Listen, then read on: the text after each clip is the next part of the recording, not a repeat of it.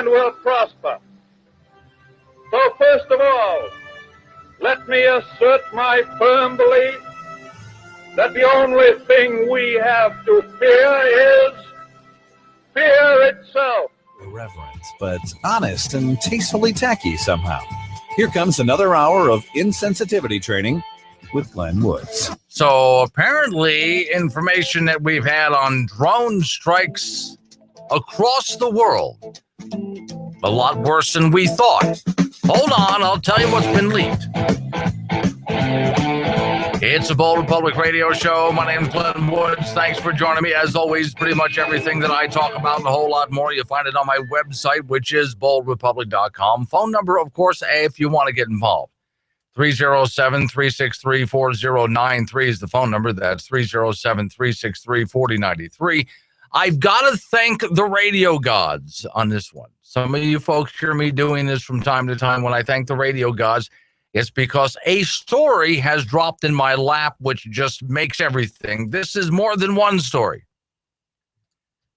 I'm glad tomorrow is Friday and I have another day to get through all of this stuff. Okay, so let's go through it all now. You, of course, have heard of Edward Snowden. This is another one of those types of leaks, and this has to do with military drones this time. And the way that the CIA and the military has been using drones overseas. Now, when you hear about a drone attack, you tend to think, at least I've always thought, that what that means is, well, they had some inside intel from somewhere in Iraq or Afghanistan or someplace like that, Syria, since that's a big issue right now. And they've gone in with special intelligence to verify it. And now that they know who or what is there, they do whatever kind of analysis, can you imagine, would be necessary to find out exactly where the person or persons they're after are. You also see target of opportunity. You think of something like that, right? And so when you hear that somebody was taken out in a drone strike, you tend to think of something like this. They've done all of this intel, all of this research, and maybe on occasion when you hear that some innocent people died, my thought usually is, well, probably just some people in the wrong place at the wrong time when the drone strike actually happened. Isn't that what you tend to think of? Well, okay, there's some whistleblower documents that are out there right now.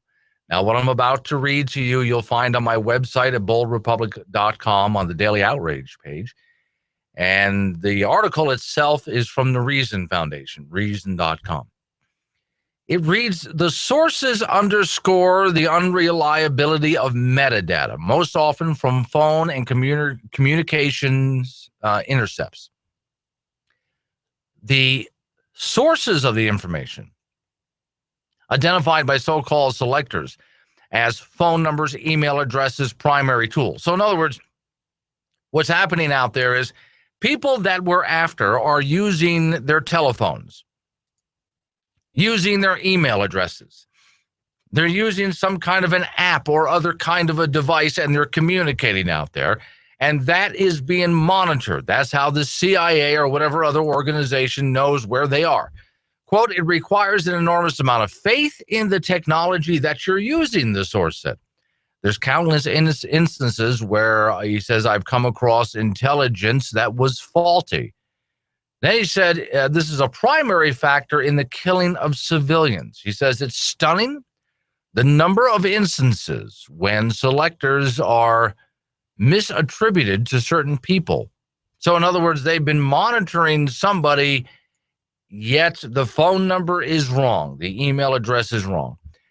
And it isn't, he says, until several months or years after, all of a sudden you realize the entire time you thought you were going after some hot target, but no, it was a mom with her phone the whole time, a completely innocent person. So a lot of the data that we have out there has not been as reliable as you thought. So within the special operations community, the source says, the information view of the people being hunted by the U.S. for possible death drone strikes have no rights, no dignity. They have no humanity themselves. They're just sector analysts. They have a bunch of data in front of them. And based on the data in front of them, that's where they decide they're going to strike somebody, kill somebody, or not kill somebody. Now, don't get me wrong, as I read this to you, if there's somebody really bad out there, if there's a terrorist out there, and it's truly a bad guy, and we got to get this bad guy, then let's go get him. And I was thinking about this earlier today, the difference between sending in a drone and sending in a strike force. You want to talk expensive? Not just in monetary cost, but in human cost. To put the operation together, getting everybody there, conducting the operation, the hit, if you will, extracting everybody or what's left of them, or you could just fly over some drone, which is actually relatively inexpensive, and just drop some ordnance on them. But the problem is you don't have eyes and ears on the ground. So if we really do know that this bad guy is living in this house and we can just drone strike him and he's just done, great. But turns out a lot of this information is unreliable. So the ISR study, killing suspects or terrorists, he said, the source says here, even if they're legitimate targets of some kind, that furthers there's a lot of problems with intelligence gathering. The study states bluntly, quote, kill operations significantly reduce the intelligence available. A chart shows that special operations actions in the Horn of Africa resulted in captures just 25% of the time, indicating a heavy tilt toward lethal strikes. The White House and Pentagon boast of the target killing program is precise and that civilian deaths are minimal. However, the documents reveal a special operations campaign in northeastern Afghanistan, Operation Haymaker, show that between January of 2012 and February of 2013, U.S. Special Operation airstrikes killed about 200 people. Of those, only 35 were intended targets. During one 5-month period of the operation, according to the documents, nearly 90% of the people killed in the airstrikes were not intended targets. In Yemen, Somalia, where the U.S. has had far more limited intelligence capabilities to confirm the people killed are intended targets. So, anyone caught in the vicinity is collateral damage, or do you want to consider them guilty by association? And part of the reason that I bring this up is not even so much to mock or knock the intelligence community. Obviously, we have a lot of work to do there, and it looks like obviously they're just dealing with statistics and numbers that are in front of them. And based on the numbers and the data, this is where we ought to strike. But let's go take a look at the Obama administration as well. Well, once again, we're in a situation where what we were told what was going on, what we were promised would happen, and what we're actually dealing with are two completely different things. Okay, is this for those people who are Obama fans listening to me right now? And I know you're out there because I get your emails. They're not nice emails, by the way. I would like to know, is this what you had in mind? Is this what you intended? Is this what you voted for? For those people who criticize Bush for something like this, I mean, on the one hand, I can understand why the Obama administration would want to send drones over rather than send men in. It would be very tempting if I were in the president's position to want to rely more on drone strikes than sending men in. But when you start to look at the numbers and realize that you're killing far more, out of 200 people dead, only 35 of them were the intended targets. And that's just in Afghanistan. We've been using drones everywhere else. You got to stop and start reassessing the situation, I would think, at this point. And that's what I'm asking for here. A reassessment of what's going on. to stop for a minute and ask, and I'm not just talking at this point. Let me get away from drones for just a minute. I'm not just talking about our drone policy, but let's just take a look at our Middle Eastern policy. Yes, you can criticize Bush for it. Go ahead. Because what his plans worked out how? Now, the Obama administration doesn't want to admit that their Middle Eastern policy is worse than Bush's Middle Eastern policy.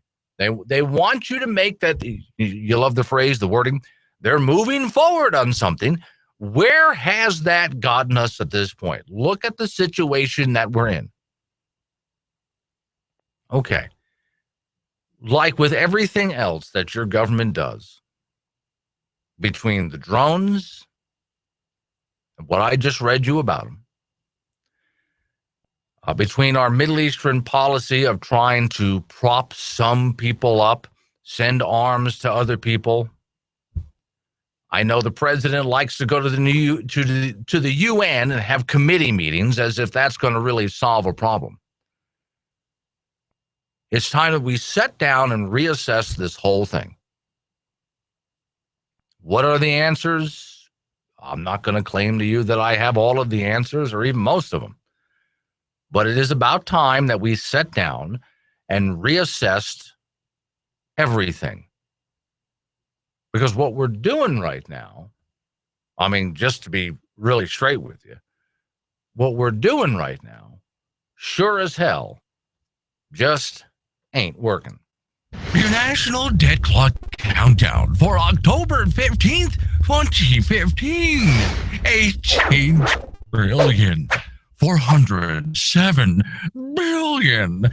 And now a message from future generations. Here comes another debt ceiling. Hit the brakes. Oh, dear Lord, too bad they could afford airbags and you couldn't. This has been your National Debt Clock Count. Hello, Americans. Rod here with My Made in America store, Camel Plaza, Gillette, Wyoming, where all our products are, you guessed it, made right here in the USA. When you purchase a product here, you support American workers and local veterans. Let's bring America back to work. Don't forget your veterans. God bless America, and buy American. It matters. Honey, I'm heading back to the office. You're working late on a Tuesday? Again? Watch the kids. They haven't eaten yet. Wow, she really puts in a lot of hours. That's a hard-working woman. Hard-working.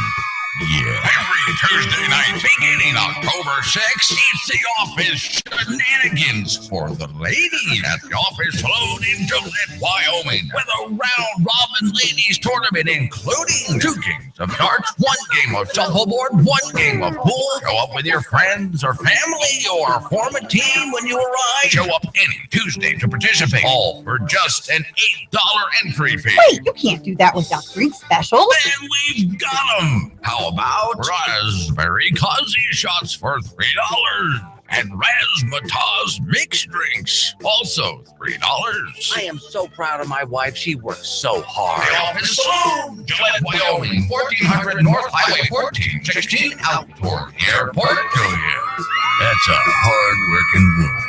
You could either spend $100 getting your phone fixed, or you could go ahead and spend $400 to replace it. At Selectel Wireless in Gillette, we fix phones. Most generally, what breaks is the digitizer or the LCD. This is from being dropped, being smashed, thrown against the wall. No, seriously, 9 times out of 10, people throw their phones. Well, we can fix that too. Save money, fix it, don't replace it. Come see us at Selectel Wireless, next to Office Depot in Gillette, Wyoming. But if you do need a new phone, we have those too. Thank you for calling Don's Supermarket at 1501 West 2nd Street in Gillette. How can I help you? Yeah, hey, listen, having a bunch of people over for dinner tonight. Nothing in the cupboard. So I was just kind of wondering before I came all the way down there, what do you got? Well, let's see here. We have Dole Premium Bananas, 49 cents a pound. Fresh ground beef, value pack, $3.19 a pound. Or how about some DiGiorno pizza, 2 for $12. We have Nabisco Chips Ahoy cookies, 2 13-ounce bags for $5. Mrs. Butterworth syrup, $2.49 for a 24-ounce bottle. We also have fresh on the vine tomatoes, $1.49 a pound. They're all on sale until Tuesday. Yeah, all of that sounds really good, but you know, I don't really like these people that much. Maybe I'll just get some bologna. Oh, relatives, huh? I understand. Look at all that winter static electricity going to waste. Wouldn't it be great if we could capture it? Well, forget those windmills that freeze over in the winter. And don't even bother with solar panels that get covered up with ice and snow. This winter, charge your house with static electricity. New from Perpetual Energy Systems, it's the Shuffle Charger. Our static starter kit comes with extra fuzzy wool socks and a battery belt that you can charge each time you shuffle and touch it. Cell phone dead? Shuffle charge it. Laptop dead? Shuffle charge it. Grandma dead? Get the whole family together and shuffle charge her. Stop wasting those little zaps on your kids, your wife, your pet. Upload each zap into our utility belt. Then at the end of the day, just plug the batteries into the power closet. Save money this winter. Keep your house warm with static. Only $19.95. And yes, you can charge it. All right, I think I got this. He makes it his business to know the government's business and how they're all up in your business so you can go about your business. Where was I going with this? Kind of lost track. Anywho, Glenn is back on the air now. Yep, there he is. So Hillary Clinton's in trouble again. Yeah, I know. What the hell's new? Look, don't give me a hard time on that. She's in trouble again. This time, and I first off, I got to tell you, I'm embarrassed because this got right by me. But then I noticed I really didn't need to be that embarrassed because it got right by everybody else, too. It happened the other night at the debate. By the way, the Democrat debate, had 9 million, that's a significant number, 9 million fewer viewers than either of the Republican debates. Pick one. And so far, pretty much everybody that I talked to about the debates, they weren't interested. They listened to a couple of minutes. They tuned away. So I'm sure there's some hardcore Democrats that really watched it.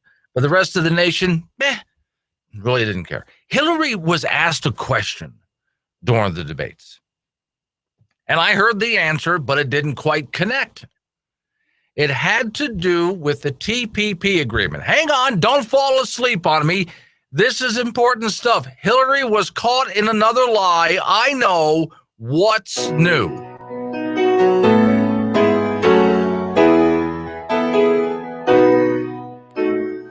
Goodbye, Hillary. Will you ever prove it all that you had your own emails? Or keep them for yourself?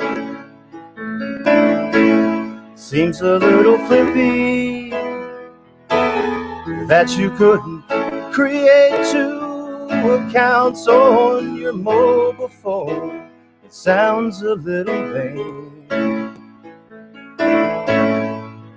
And it seems to me you lived your life like a scandal in the wind, never knowing how to frame you when the blame sets in. Scandal in the Wind. That's a great title. I would have liked to see truth, but who am I to kid? The scandal comes out long before the election never will. That's a great rendition of that song. So, okay, Scandal in the Wind. What's the latest one? I swear, I'm sorry I didn't see it. And yes, I go ahead and give myself a little bit of leeway that nobody else saw what I'm about to tell you about, but I'm still embarrassed. During the course of the TPP, this is this trade agreement that for some reason is a secret trade agreement. I don't know how that works, but it's top secret. How would a trade agreement be top secret? Only certain members of Congress are allowed to see it. If a congressman wants to see it, senators mainly, they have to go into a special room that has some guards there. And that's not the only thing in the room, but, where just certain documents are to be read. You're not allowed to bring these representatives cannot bring any electronic devices. They have to sit down and read through it within the time allotted, and that's it. And still, they're not allowed to see every piece of the document. There's still sections of the document that are highly classified, and even your senators are not allowed to see them. This is this trans-partnership trade agreement thing that the Obama administration is pushing. Now, First, Hillary said she was in favor of it. Now, that was back when she was Secretary of the State. As Secretary of State, she said she agreed and she supported the Obama administration. Just before last night's I'm losing track at this point. The presidential debate, she flip-flopped and said she was no longer in favor of the TPP agreement. So during the course of the debate, she was asked, why the flip-flop? Okay, here we go. Ready? Her answer was, well, I agreed with it before, but the deal has changed since I was Secretary of State. And so now that the deal has been changed, I've reread the thing and I can't agree with it anymore, so I changed my mind. This leaves a very interesting question, Hillary. Even the White House wants to know, how the hell did you read it? Hillary, back when you were Secretary of State, you could have read it. As Secretary of State, you would have been allowed back into the room to sit down and go through it as long as you wanted to because you were Secretary of State. But then you left office and you haven't been Secretary of State for quite some time now, Hillary. So how is it possible that you got back into that room and sat down and were able to read the thing a second time and you didn't like the changes? Could you explain that? All right, so the question has been put out there to the Hillary campaign. Now they have to I cannot wait to hear the spin on this. Can you? See, to me, that's just, I think one of the fun parts about watching Hillary is not just the lies that she is constantly caught in, but watching her trying to unravel the lies that she was caught in. I'm not sure how she's going to talk her way out of this, but she is a congenital liar. She has been successfully doing it her entire life, and I am sure she'll find an interesting explanation for this one as well.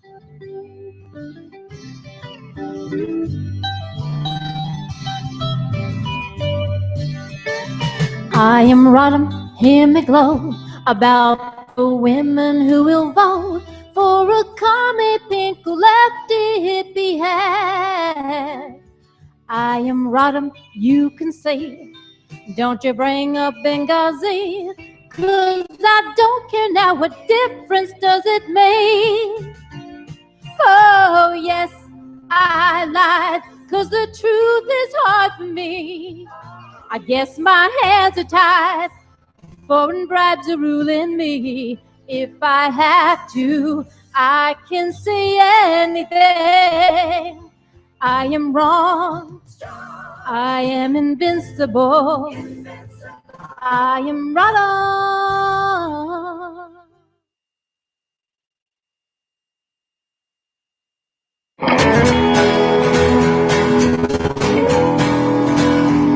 Well, I used to be a Democrat, liberal, no doubt.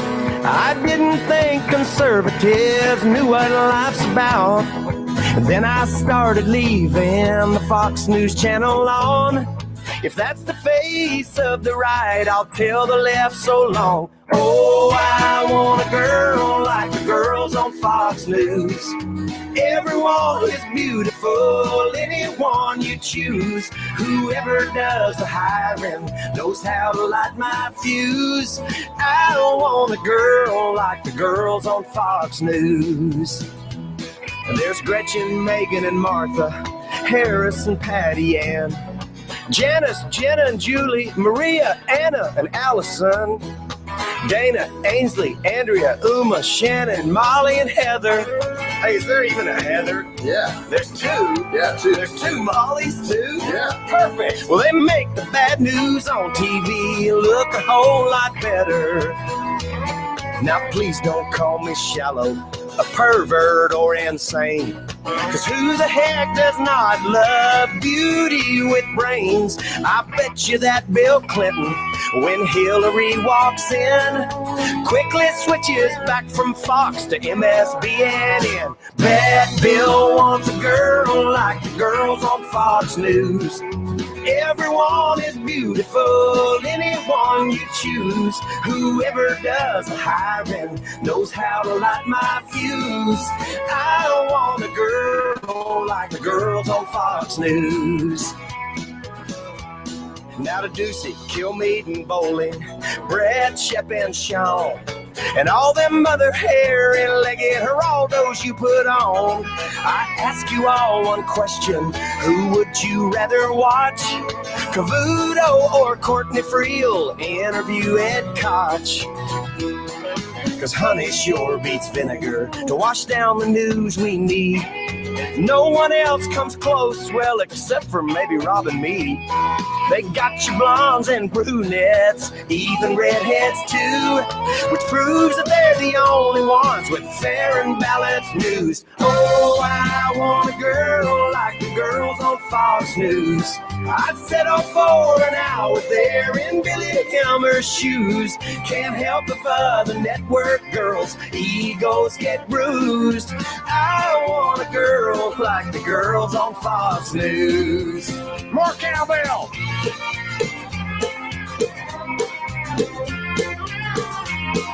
And I like Michelle Malkin, she never makes my red state blue. And if my wife would let me, hey, I'd marry Michelle too. Save some love for Greta, she's the smartest, y'all. Bet when she's off the record, she's the wildest of them all. Now I'm a Fox News junkie, I watch it all I can. My liberal days are over, hope Bob Beckel understands. And I'm believing everything O'Reilly has to say, especially when he has Kimberly Guilfoyle on that day. Oh, I want a girl like the girls on Fox News. Everyone is beautiful, anyone you choose. Whoever does the hiring knows how to light my fuse. I want a girl like the girls on Fox News. Hey, I want a girl like the girls on Fox News. No, honey, I love you. I mean, if I wasn't married to you, I would love that. I mean, they're awesome. But you're the most awesomest. Really. I swear, honey. This show runs on lots of cigars and lots of coffee. So it's sort of like a London fog look in the studio. With that hyper-nervous feeling, as if Jack the Ripper was on the loose. Creepy, but entertaining. It's Glenn Woods.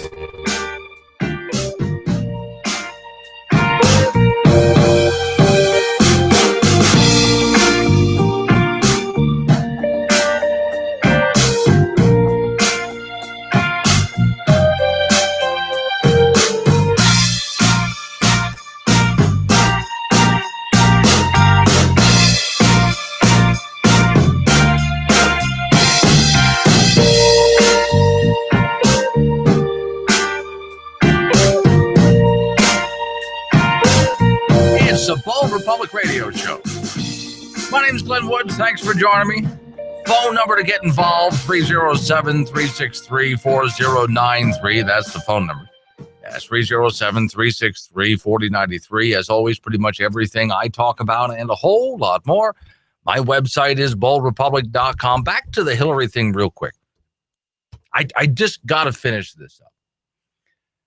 Well, to have something like this happen during a live televised debate and have it get by so many people at first, it took us a couple of days to go, wait a minute, now Hillary, for those just joining me, basically here's what happened. Hillary said, well, I'll read it right off of one of the news websites. Hillary Clinton is drawing head scratches from the White House for saying she decided to oppose the Pacific National Trade Deal after looking at it. Even though the text is not public, she is no longer Secretary of State. She has to go with security clearance that she doesn't have anymore behind closed doors to sit and read it without any electronic devices and security standing around. How did you do that? The Democrat presidential frontrunner addressed her flip-flop on the Trans-Pacific Partnership deal, so she, having just suddenly decided she doesn't support it anymore, that was her explanation. Well, after reading it, how did you do that? Now, I want to know also, is the White House going to back her on this? She acknowledged she once called it the gold standard, but added, it was just finally negotiated last week, and in looking at it, it didn't meet my standards for new good jobs for America. She suggested the agreement would not help raise middle-class American wages, yet while the U.S. and 11 Pacific Rim nations finalized the accord earlier this month, and the final text was not released until then, a fact confirmed by the White House just yesterday. Quote, here's the White House reacting to this. I noticed that too, White House Press Secretary Josh Earnest said. When asked about Clinton opposing the deal, not posted anywhere, Earnest stressed that the administration will make the text public both prior to the president signing it, but also prior to the responsibility that Congress has to ratify it. And I can get a kick out of that. Congress has a responsibility to ratify this thing. Congress has a responsibility to ratify it? Most of Congress hasn't even read it. And even then, when they go to read it, they're not allowed to read the whole thing. What do you mean they have a responsibility? All right. It's a rather lengthy document, is what he added. Even before Tuesday's debate, Obama administration was ramping up its efforts to promote the years in making. Oh, by the way, the president goes around promoting this deal as a great deal, but you're not allowed to see it. And if you turn to him and say, I've heard some things about this that I don't like, well, what would you know? You've never read it. Well, then how are you supposed to make a decision on this thing? Then he wants Congress to vote on it. He says, and I love this, he says, well, Congress, there are critics in Congress who are against TPP, but they've never read it, so how do they know they're against it? Okay, Mr. President, turnabout is fair play. There are Democrats who have never read it, and they're in favor of it. Well, how would they know? They've never read it. Turnabout's fair play. Hillary Clinton, on the other hand, is claiming to have read it, and she doesn't have access to it. Okay, so the White House is confused. To the Hillary supporters that are out there, during the course of the debate, Hillary, and she was defended by Bernie Sanders. Well, enough of the emails, they were both saying. That's it. We've got real issues to discuss, not the emails. Let me tell you what is a real issue. Someone who is running for president is under investigation by the FBI for leaving bare and open to the world national security secrets that were classified documents from the State Department. That's kind of a big damn deal. So, you Democrats out there, I know you want to carry the water for Hillary, those Hillary supporters. But you don't think that that is a big deal? Bold Republic. There are veterans across America having trouble finding work due to mental and physical injuries they received while serving their country. HCCI Transportation is a startup company designed and dedicated to help these hard-working veterans earn the paycheck they need to support themselves and their families. HCCI Transportation Company will be launching very soon, hiring only veterans. HCCI Transportation will be a company set up simply to give back to our nation's heroes in quality of life they need and deserve. Once the company is on the road, we can start providing our veterans with the income, work environment, and quality of life they need and deserve. Veterans are the only people who sacrifice in defense of our great nation, and we owe them much more for our freedom. What they need most is steady, good employment, and you can contribute. Find out how you can help this company launch by calling Shane Annerman, 760-608 760-608-7313. That number is 760-608-7313. Ah, yes. Football season. You could watch the game at home, but then you'd have to get up to get a beer. Honey, hey, can you get me a beer? And your best friend is certainly no help. You could invite your friends over, but then you'd have to clean up after them. So forget home. This football season, head down to Jack's Liquor, your adult daycare center. They have the snacks, they have the drinks, and they'll bring it to you. All your friends are there, and you don't have to clean up after them. $3 bottles of 16-ounce Bud or Bud Light during the football game, all season long. Jack's Liquor and Bar, your adult daycare center. 302 East 2nd Street, Gillette, Wyoming, across from Napa Auto Parts. Stan, why are you wearing a sweater with a bullseye? Because it's hunting season. Right, so... And there are hunters everywhere. Okay, but why the bullseye? Well, if everyone's been shopping at Rocky Mountain Discount Sports... Oh, right, that's bad. The way I figure it, we don't stand a chance. Oh, good point. We don't stand a chance. Might as well give them a clean shot. With everything you need for hunting season, Rocky Mountain Discount Sports, with locations in Casper, Gillette, Riverton, Sheridan, and Cody, Wyoming. Nice knowing you, Frank. You too, Stan. Hi, my name is Jacqueline McKinney, owner of Fast and Furious Detailing. Do you need your RV or toy hauler cleaned? We will get it ready for you, so all you have to do is go have some fun. Or how about after fun, we can clean it up. We will even wash all of your bedding for you. Does your boat have dark film all around the outside of it? No problem. Fast and Furious Detailing is a full-service detailing company. We detail cars, SUVs, trucks, RVs, toy haulers, boats, ATVs, UTVs, and motorcycles. Fast and Furious Detailing hopes you can find everything you need. Our company is focused on providing high-quality service and customer satisfaction. We will do everything we can to meet your expectations. With a variety of offerings to choose from, we're sure you'll be happy working with us. We're located at 5753 South Winland Drive, and our phone number is 307-682-2470.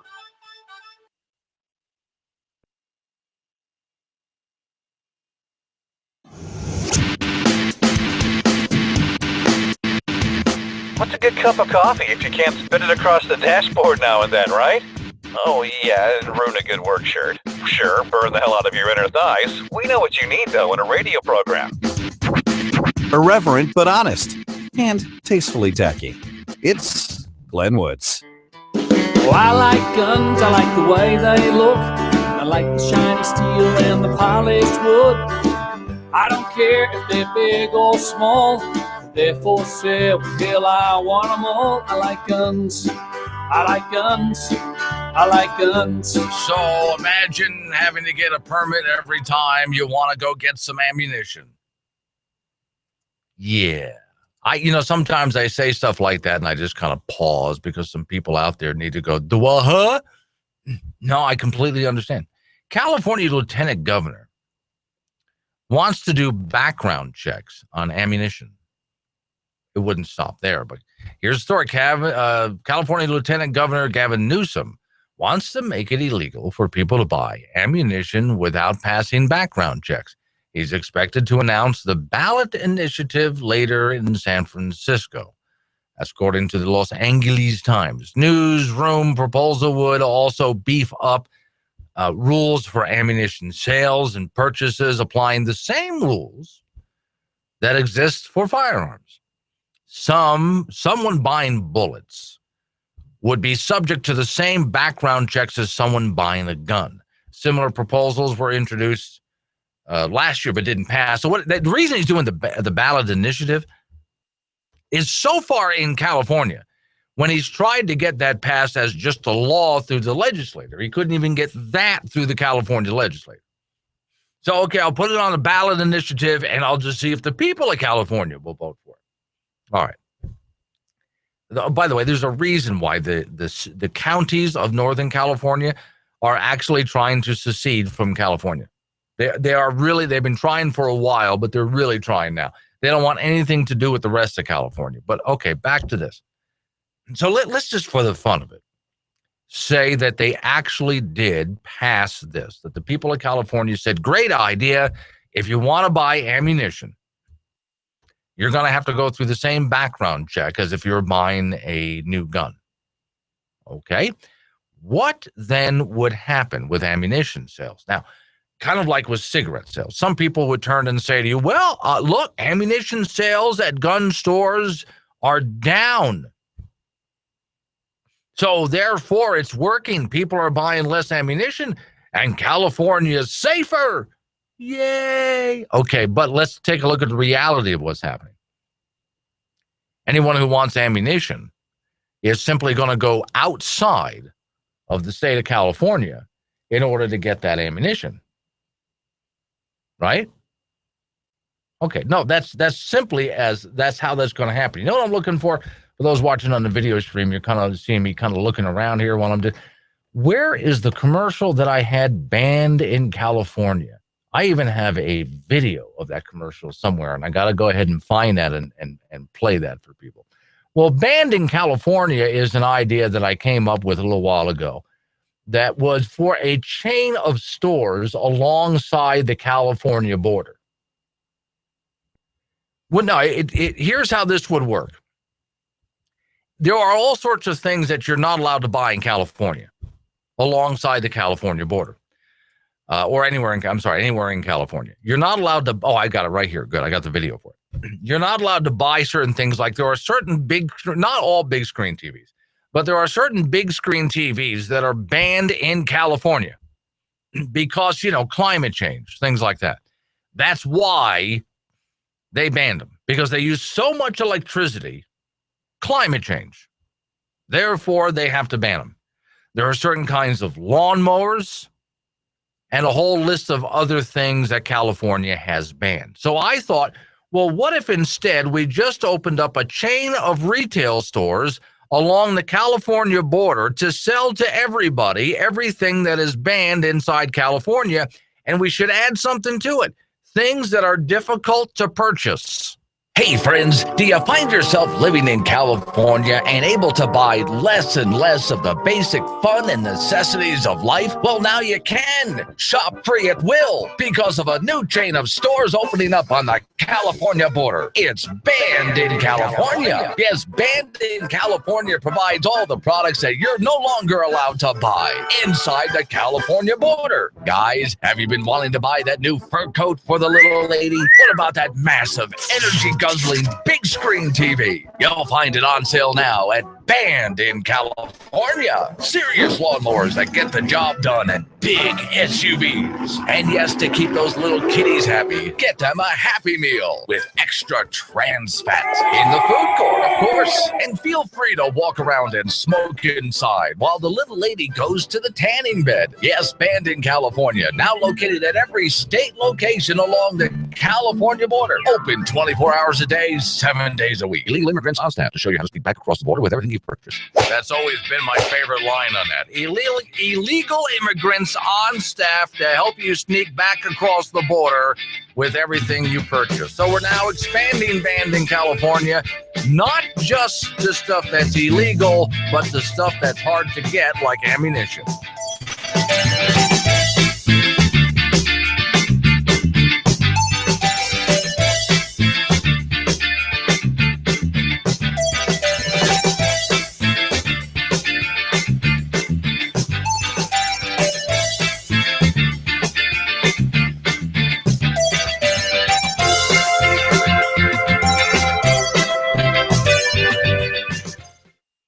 No, Glenn, it doesn't matter if you're part owner of the company. No cigars in the studio. Oh, what is that smell? Put your shoes back on. I don't want to smell that. Look, if you want good talent, you have to put up with some bad habits. Let's get back in there with the original bad habit boy, Glenn Woods. So let's see what happens if I just go ahead and call the offices of the NSA. That's odd. Hello, Glenn. This is the NSA. I was just going to call us? Right. We heard. Well, this can't possibly get any creepier. We thought we would save you the trouble of looking the number up, sir. By the way, you shouldn't wear that color of shirt on camera. I look fine on camera. No, sir. I mean our camera. And it just got creepy. By the way, we found that email you were looking for this morning. How did you... Oh, right. Just trying to be helpful, sir. You know our motto. Let me guess. NSA, watching you every step of the way. Cradle to the grave, sir, and beyond.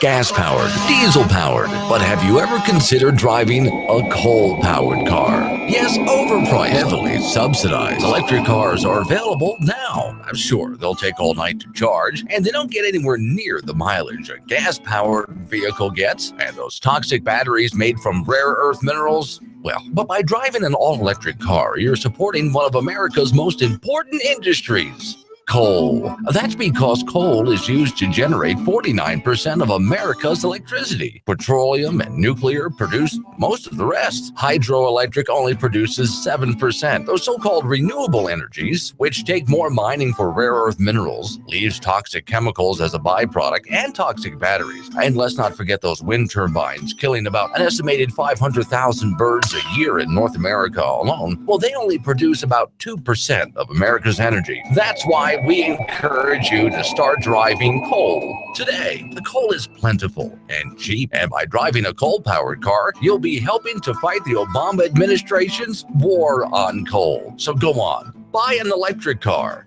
support a great American industry, and drive coal. Sorting through the nonsensical nonsense that makes your life a living hell. It's Glenn Woods. OldRepublic.com.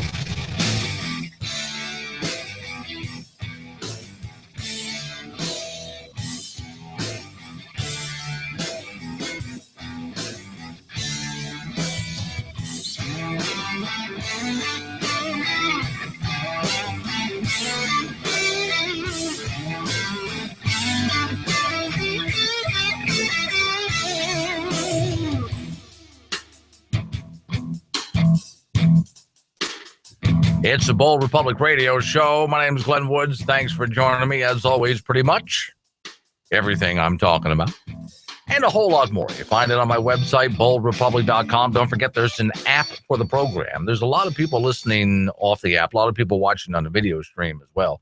How you doing? So here's how you get the app. Go to your app store. It's free. Type in Bold Republic. There you go. You'll see the round logo that Tim from Tampa created. And you can just download the sucker, listen live, listen later. Simple as that, all right? So let me get a little bit more into what I was talking about with this California thing. The lieutenant governor of California wants to make it difficult to buy ammunition. Once again, as if that solves the problem. Is the problem guns? No, that's just one of the many tools that are used. You know, more people are killed with hammers every year than are murdered with rifles. Yeah, murdered with hammers than are murdered with rifles every single year. But I don't see them trying to ban that. So, okay, they think that just, well, if we just, could get it difficult, can't get it difficult to get a gun any more difficult than we have other than outright banning them. And that's not going to happen because the courts have said, damn it, that's unconstitutional. So instead, what we're going to do is we're going to make it difficult for people to get ammunition. And there's the idea that that's actually going to solve the problem. Now, we've talked about the underground market before. What happens if you make it difficult to get something like ammunition? Well, either people go over the border and get it and come back, which is why I'm saying banned in California. I'm thinking, well, banned in California needs to carry difficult to get items, not just illegal items. I'm thinking, guys, we need a chain of stores here. Okay, we have banned in California that allows Californians to buy things that are banned or difficult to get in the state of California. We also need a ban in New York, a ban in Illinois. And think about it. Where can, and there are some places that exist like this. For example, Indian reservations have a lot of the stuff that's banned in some states. I just go to the Indian reservations. But can you imagine starting stores like this? Now, you don't have to just necessarily start a physical location. And I know what some of these states will do. States will set up clandestinely officers who will go to these banned stores. Like there will be California police officers in plain clothes walking around banned in California stores, taking down license plate numbers in the parking lot, and then following those people home. But hey, look, all California did was buy the purchase. They would have to make it illegal to bring it in from another state. Now, I'm sure they would do that. But that's what you got to watch out for. But that still doesn't stop people. Because we can start a band in California, band in Illinois, band in New York, and whatever other state you're thinking of, online. What am I talking about, folks? The underground economy. Bear with me. I've said this so many times, but it's such a great point. New York City, toughest cigarette regulations in the country, including where you can smoke, and highest cigarette taxes in the country. Where can you get completely unregulated, untaxed cigarettes? New York. Why? The underground economy. It's as simple as that. People just go somewhere else. They go underground. And a lot of the communication is happening online. Yes, they'll catch some people, but they're not going to catch everybody. And like most online retailers, if the government shuts somebody down and makes an example, well, all they did was make a void for other people to come in and fill it. There's simply no way. No one in the history of mankind has ever been able to stop the power of the black market. This is part of the reason when I talk about limited government. Here's what I want government to take care of. All right, I get roads and bridges, fine. Police, fire, and military to keep us safe and protect our property. Courts can settle our disputes, but really don't even try to handle much else. And part of the reason why is, as much as they try, they're wasting resources because they can't. I mean, the big screen television, the kind of big screen television that California banned, because, again, it uses so much power, global warming. Anyone who wanted to buy one and put it in their home just went ahead and did it anyway. Did you stop anything? Has anyone stopped smoking in New York? No. In fact, studies are showing that smoking in New York is up, not down, because it's cheaper. Well, they're buying them tax-free on the black market. So what is the purpose of all of these laws to try to control your behavior? When, and actually it doesn't so much control your behavior, but it does change your behavior. Because instead, you just end up doing things on the black market. You just find a way around the law, if that's what you have to do. We all do it in one way or another. We just find a way around the law to get what we want to get without having to go through government. It's like water. Think of the marketplace like water, just looking for the path of least resistance. So that's what's happening here. Well, we got to work on that business model, folks. We got to have a band in whatever state. We can even go international and do band in whatever country. But the truth be told, it's already happening before I ever open up the stores. Now, of course it is. The black market already exists. They just haven't called it banned in California, but it's already out there.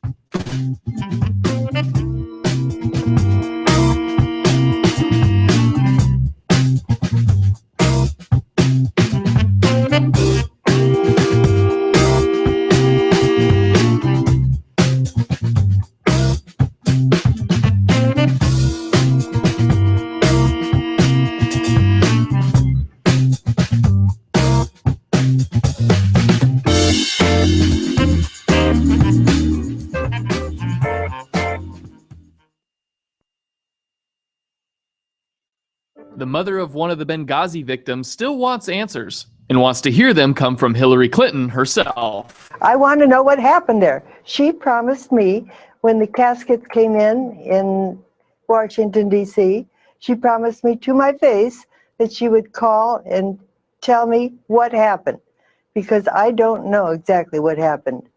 Now, 3 years later, Patricia Smith is still waiting for answers about her son, Sean Smith. She's got to let me know. She has got to. I am the mother, or I was the mother. She wasn't. Why does she know and I can't find out about my son?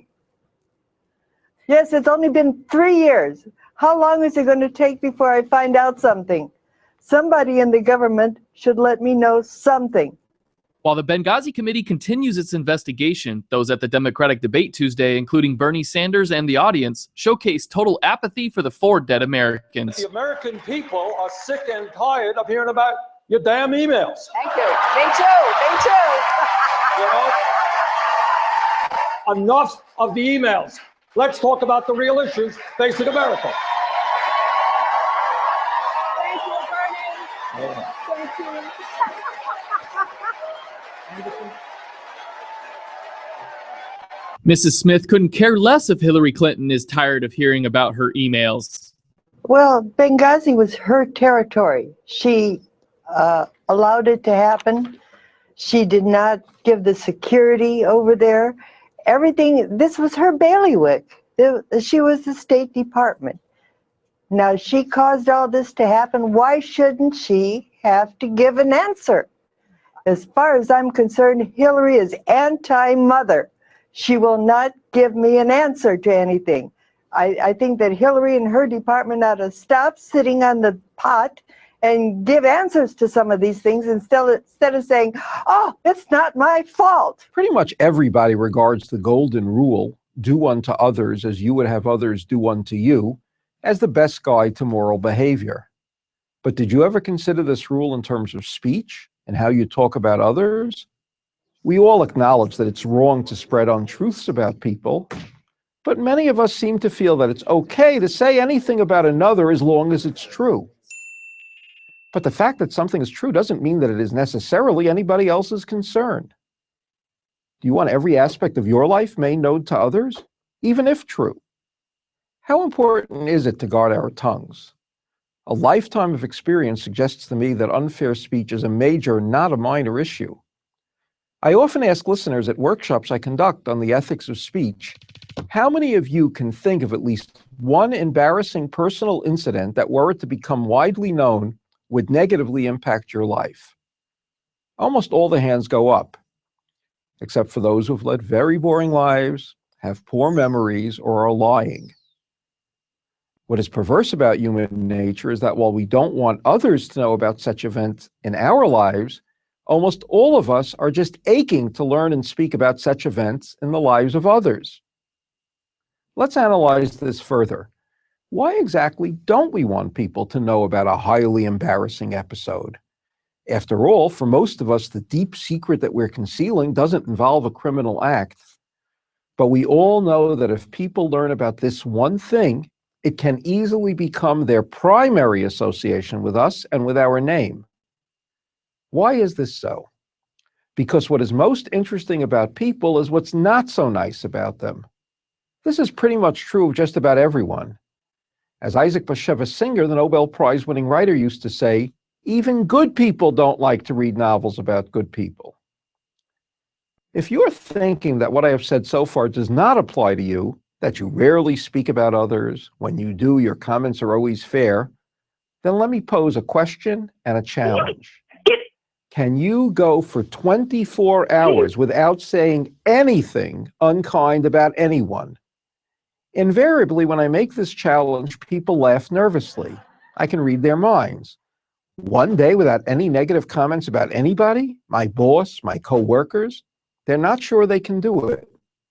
Then you have a serious problem, I tell them, because if I were to ask you whether you can go for 24 hours without drinking alcohol and you said that you couldn't, that means you're an alcoholic. And if you can't go for 24 hours without speaking unkindly about another, that means that you've lost control over your mouth. Regaining such control will require considerable discipline, but such self-control will also bring great comfort, admiration, and trust from all those in your life. Anyway, every perceptive person knows that if you badmouth others to them, you will surely badmouth them to others. One final thought. Before you relate something negative about another, and even if you feel quite sure that what you're saying is factually accurate, ask yourself 3 questions. Does the person to whom I am speaking really need this information? December 7th, 1941, a date which will live in infamy. Freedom and fear are at war. The advance of human freedom, the great achievement of our time and the great hope of every time, now depends on us. Our nation will lift a dark thread of violence from our people and our future. We will not tire we will not falter, and we will not fail. It is made up of men and women who raise our food, patrol our streets, man our mines and factories, teach our children, keep our homes, and heal us when we're sick. Professionals, industrialists, shopkeepers, clerks, cabbies, and truck drivers. They are, in short, we the people. This great nation will endure as it has endured, will revive and will prosper. So first of all, let me assert my firm belief that the only thing we have to fear is fear itself. Irreverent, but honest and tastefully tacky somehow. Here comes another hour of insensitivity training with Glenn Woods. It's a Thursday. Strange thing, I just keep on thinking it's a Friday, but it's a Thursday, which means we head on down to Cheyenne and Wyoming Liberty Group. We're breathlessly running out of a meeting with the latest news and information is Maureen Bader. And you promised me, Maureen, that I'm the one who gets to yell and scream and rant and cuss and hit the dump button. You'll leave that to me, right? Is that the deal? Absolutely. I would never do something like that. No, never. No, not in public. So, okay. You have been in a very important meeting in the state of Wyoming dealing with the governor of Wyoming and a promise that he was making to the people of Wyoming. So what's been going on? Okay, well, as you know, here in Wyoming, it's an economy that depends on oil and gas, right, and the minerals industry. And what's been happening, of course, is and this is not exactly news. The oil and gas prices have been falling, and so what the governor did last week, actually. The meeting I was at this morning, we can talk about it in a little bit because it's related to this. But what the governor did last week was say, well, we're going to have to cut $200 million from the fiscal year 2016 budget. Now that means the budget that we're in right now, that runs from July 1st, 2015 to June 30th, 2016. So what he's going to try to do, supposedly, is find cuts in the budget right now. And you know, it's the reason this is not exactly news is that here in Wyoming, the Consensus Revenue Estimating Group, it's sort of a government group that does the revenue forecasting for the state, and it's upon that they base their budget numbers for agency spending. At this time last year, they were starting to talk about how the oil and gas revenues were going to be down for the state budget. And then what we had in the supplemental budget just last January was suddenly this realization, well, and it's not $4 million, it's a $4 million shortfall, but a $222 million shortfall. And that was last fiscal year. And so what they did then was not cut spending, because I couldn't do that. What they did was divert money from the rainy day fund and a couple of other places. They took money that was supposed to go to other places and they used it to prop up current spending and also fund some additional spending that would be contingent on whether or not the money came in. So it's not exactly news that we're in a situation. The fact that the situation has gotten even worse shouldn't be news either. And the underlying problem here, of course, is that the revenue that supports the government spending has just absolutely been going south. Okay, so this is where it may be too soon for you to be able to give us this little piece of information, but so are we talking about cuts in the rate of growth at this point, or are we talking about actual real cuts that the governor is suggesting? Well, what the governor is talking about aren't cuts, actually. What he's talking about two things. One is to freeze hiring. So that doesn't actually cut anybody's budget. It just means you're not adding to the new budget. And that's only going to save maybe about $18 million or so. And the other thing he's talking about is having agencies give any money back that they haven't already spent from the current fiscal year. The thing is, he's saying that no one is going to get fired. So if no one's going to get fired, what he's likely talking about is something called reversion. And reversion, what happens with a reversion is that an agency gets some money, is appropriated money, and it doesn't spend it. So in 2013, 14, so for over 2 years, that particular biennium, reversions totaled 34 million. So if we say reversions are about for a year is about half that. That's about 15 million. So that gives the governor about $32 million in well, you can't really call them cuts. I mean, they're actually sort of savings, like you could say. Well, I mean, The problem, to give though, is that credit we've to got him, though, I mean, a little bit of a savings here and a little bit of savings there, and eventually, aren't we talking real money?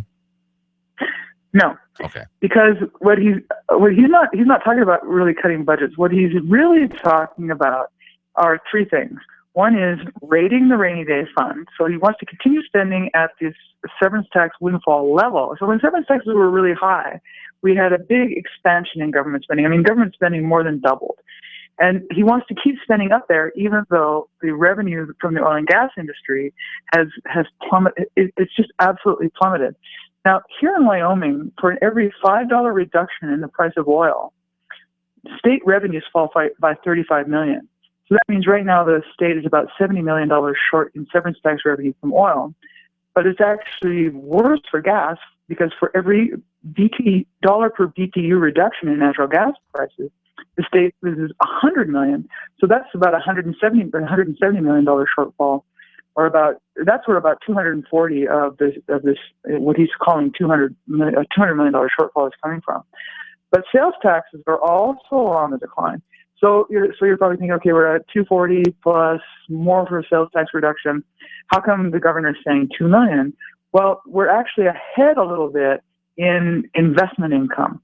The problem with that, however, is that investment income is even more volatile than minerals tax revenue. So you can't depend on a continuation of good investment income earnings to prop up bad spending. We need to see some real spending cuts here. Okay, now, so you're the one who sticks her nose in the books all day long, and I actually get a strange feeling that you kind of enjoy doing it sometimes. That's kind of creepy, Maureen. But okay, you stick your nose into the books and you take a look at all of this. What should the governor be doing? Well, the governor really has got to.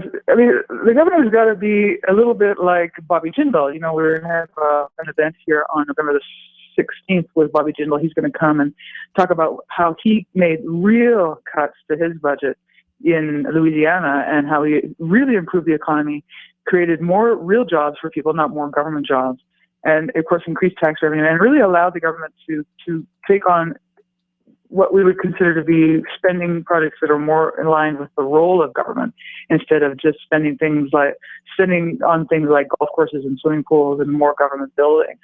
But what he did, what Governor Jindal did, was reduce the state employment by 28,000 jobs.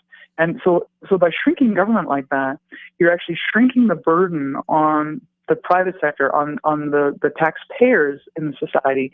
And that allows businesses then to look at Louisiana as a better place to set up and do business.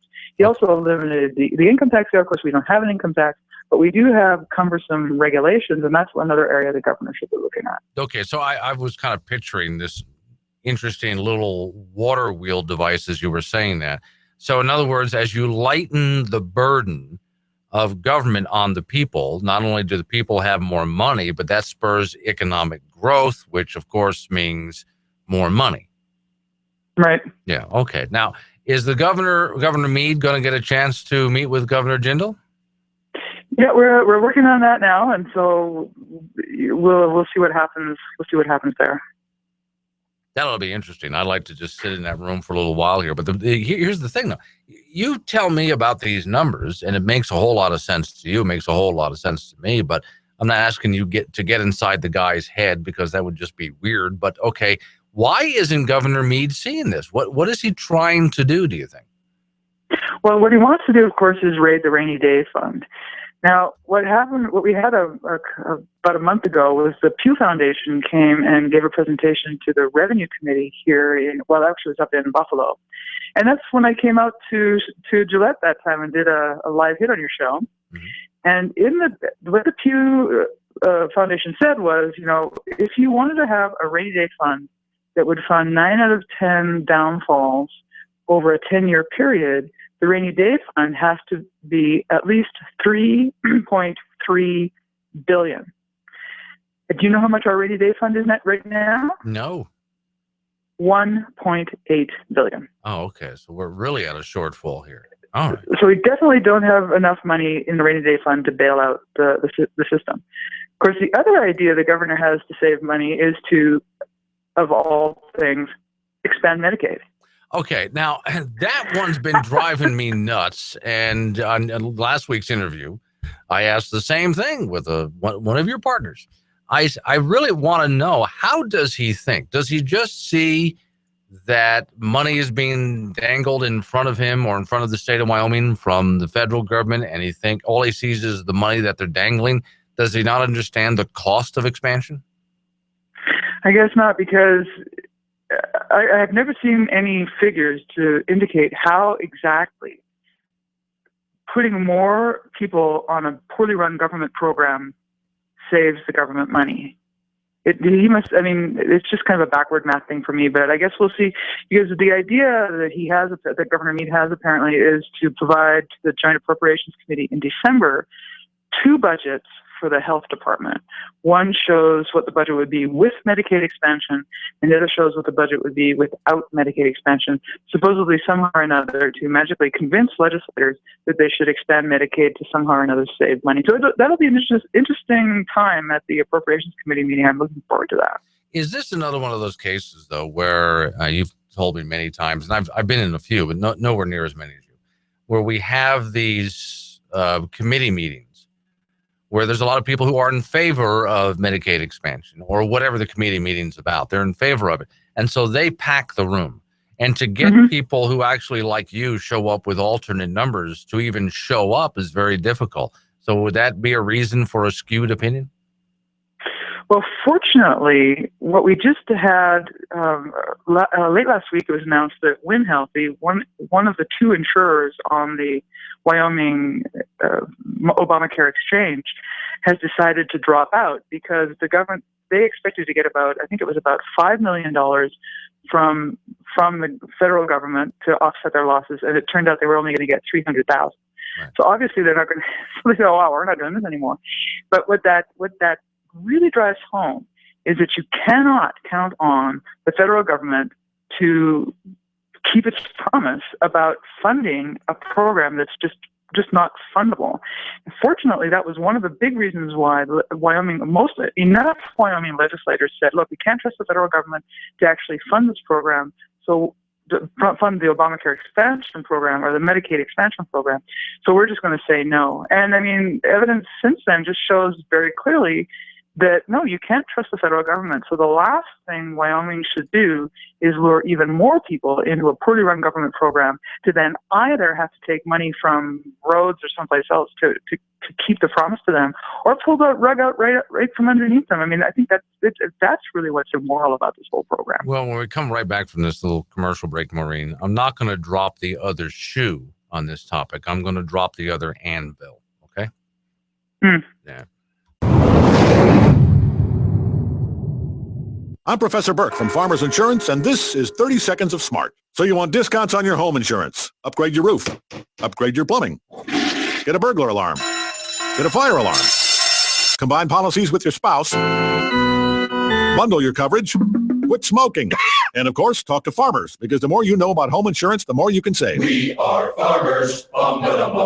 Get smarter about your insurance at farmers.com. Stop by and see Lyle Austin, 201 West Lakeway Road in the Lakeway Professional Center, 686-5002. That's 686-5002. Hello, Americans. Rod here with my Made in America store, Camel Plaza, Gillette, Wyoming, where all our products are, you guessed it, made right here in the USA. When you purchase a product here, you support American workers and local veterans. Let's bring America back to work. Don't forget your veterans. God bless America, and buy American. It matters. Daydreaming, son. It's time to get prepared. Time to get off your sofa and run yourself down to Surplus Unlimited in the Gun Traders building. 1, 2, 3, 4. 1, 2, 3, 4. Civilian soldier, they got everything you could need. That's right. The Surplus is unlimited. Surplus Unlimited ammo for babies and adults. That's That's right. Babies need camos too. 10 different styles of camo. Oh, don't you look pretty? 550 cord, numerous colors, wool blankets, boots, hats, gloves, coats, shirts, tactical vests and belts, camping supplies, high quality army cots, and that hard to find P38 can opener. Save time, save money. Surplus Unlimited in the Gun Traders building. 801 Carlisle on the Douglas Highway across from the fishing lake. Gillette, Wyoming.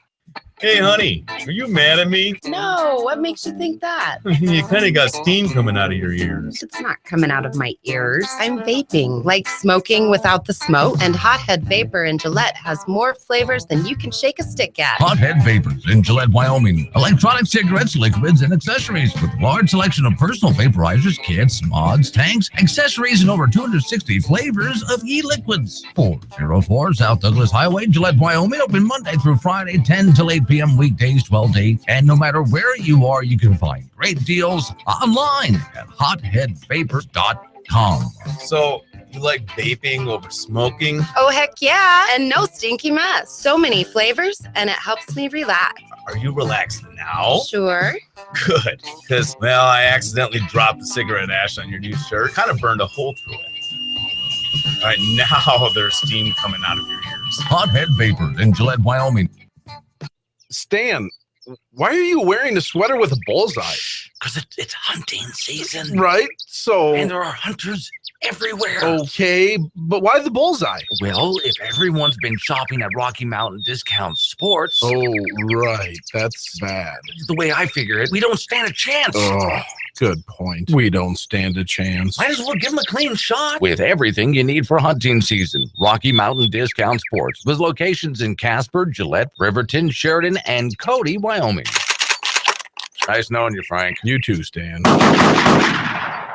Yes. Football season. You could watch the game at home, but then you'd have to get up to get a beer. Honey, hey, can you get me a beer?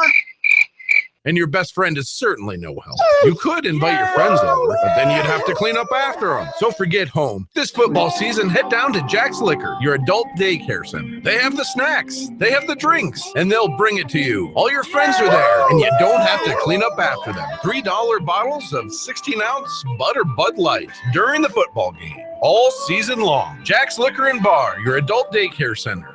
302 East 2nd Street, Gillette, Wyoming, across from Napa Auto Parts. Come on, don't act like you don't know how this works. Glenn sits in a padded room, talks to himself, and guess what? You're the voices in his head. It's really creepy, but it works. Let's get back in there. Glenn Woods is back on the air. Back to Cheyenne, Wyoming we go, where Maureen Bader from Wyoming Liberty Group is hanging by. So, Maureen, during the ramp up to Obamacare, I remember playing on this radio show, and a lot of other radio show hosts were doing the same thing. We were playing cuts from Democrats in Congress, House of Representatives, et cetera, et cetera. We were playing cuts of them saying that, well, the whole idea of Obamacare is to crash. We had them on video saying this. Crash the insurance system and get everybody on Medicare, Medicaid expansion as a way of universal health care. Well, during the recent Democrat debate, Bernie Sanders flat out came out and said it again. So we have another video of another Democrat saying it. He was just on MSNBC being interviewed, and he and the host were talking about the exact same thing. So for those people who want to expand Medicaid, Medicare here in America, I guess they didn't see those interviews, even though people like me were playing them over and over again. And what does that do to a state like Wyoming if they're able to pull that off? Yeah, this idea that the government is the be-all and end-all when it comes to supplying a service. I mean, honestly, people who still believe that to be true, yeah, I think it's not so much that they really want the government to be the solution of all problems, that they want people to be worse off. Yeah. Because all you need to do is look at what happened in the Soviet Union, and or even closer to the U.S. All you need to, if you want to see what it's like to have a government-run healthcare system, essentially, all you need to do is look at Canada. And I mean, I don't know how many people I've met since I've moved down here to the States from Canada who tell me, "Oh, I know some Canadians who came down here for healthcare." Yeah. Because when you've got a government supply of a service, I think even Milton Friedman said one time, if you put the government in charge of the Sahara Desert, you'd be out of sand within a few years. He had so many great So ones. if you put government in charge of healthcare, that means that you're not going to get the healthcare that you want. And I think the fundamental issue here is that people think that health insurance means health care, and it doesn't. Just because you have health insurance doesn't mean you're going to get the care you need. So what happens in Canada, where you've got this, supposedly healthcare utopia, is that you've got a lot of people demanding services, and fewer and fewer of those services being supplied, because what the government has to do is keep medical services within a certain amount of budget. So that means that as the demand increases, supply gets crunched, people go on to wait lists, and people, you can be on. I had a friend who had a hernia. He had to wait a year before he had his hernia operation. That's so there are people who actually die while on those waiting lists. Now, obviously, if you're on a wait list for a year or two, then think about how much worse your condition gets. That's what a single payer system is like. It's not like you're going to get what you want. You might have to wait for years and years to get it, and then you could actually get much worse and even die. I mean, imagine suffering. You need a knee replacement, and you have to wait a year and a half to get it, and you can't walk upstairs. That's what the Democrats want, and it seems that that's what Governor Meade is looking at as well. Yeah, well, okay. Well, I get to hold the discussion. We got 3 minutes left. Let me pull you over to the state legislature real quick. So the governor wants to cut about $200 million. You've already given us what he intends to do, which are not, looks like real cuts at this point. Any word? I know they're a little ways off here, but from the state legislators on if they intend to take any action? Well, of course, one of the things we've been dealing with quite a bit down here is the capital renovation project. Now, oh joy. It's become pretty clear that there was just no way it was going to stay in budget, even though Governor Meade back in June, I think it was, said that this project will not go over $300 million. But of course, now with this big revenue shortfall and the fact that in July the Capitol building itself was $5 million over budget, the Hirschler was $32 million over budget, and they were already over budget on the temporary facilities. Obviously, something had to give. So last week, what happened was the new project manager came out with this new plan for the Hirschler building. So the Hirschler building is essentially a very, very ugly V-shaped building.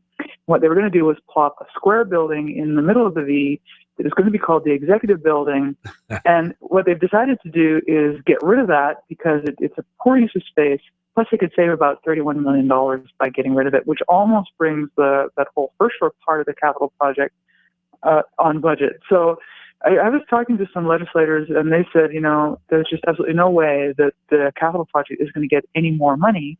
And not only that, as I mentioned earlier, when they passed the supplemental budget back in 2015, there were a couple of contingencies. Well, the contingency that's due on June 30th, 2016 has $37.5 million in it for the capital project, but the chance of that actually coming through now with all the volatility in the market is pretty slim. So that you had this oversight group. They needed to find savings somewhere. They did find it. They found it with the Hirschler. And now what we need to do is see how much more they're going to be able to save if they can get rid of these palatial visions that they have over at the Capitol. Well, so maybe it's a blessing in disguise that things have slowed down. I hate to say that, but it might save us a little bit of money on the Capitol. Okay, Maureen, where do people find your work? Please go to wyliberty.org to find out more about the Capitol, and also to register for our Bobby Jindal event when he's here on November the 16th to give some lessons for Wyoming from his experience as the governor of Louisiana. As always, thanks for coming on. Always great to be here. Talk to you later.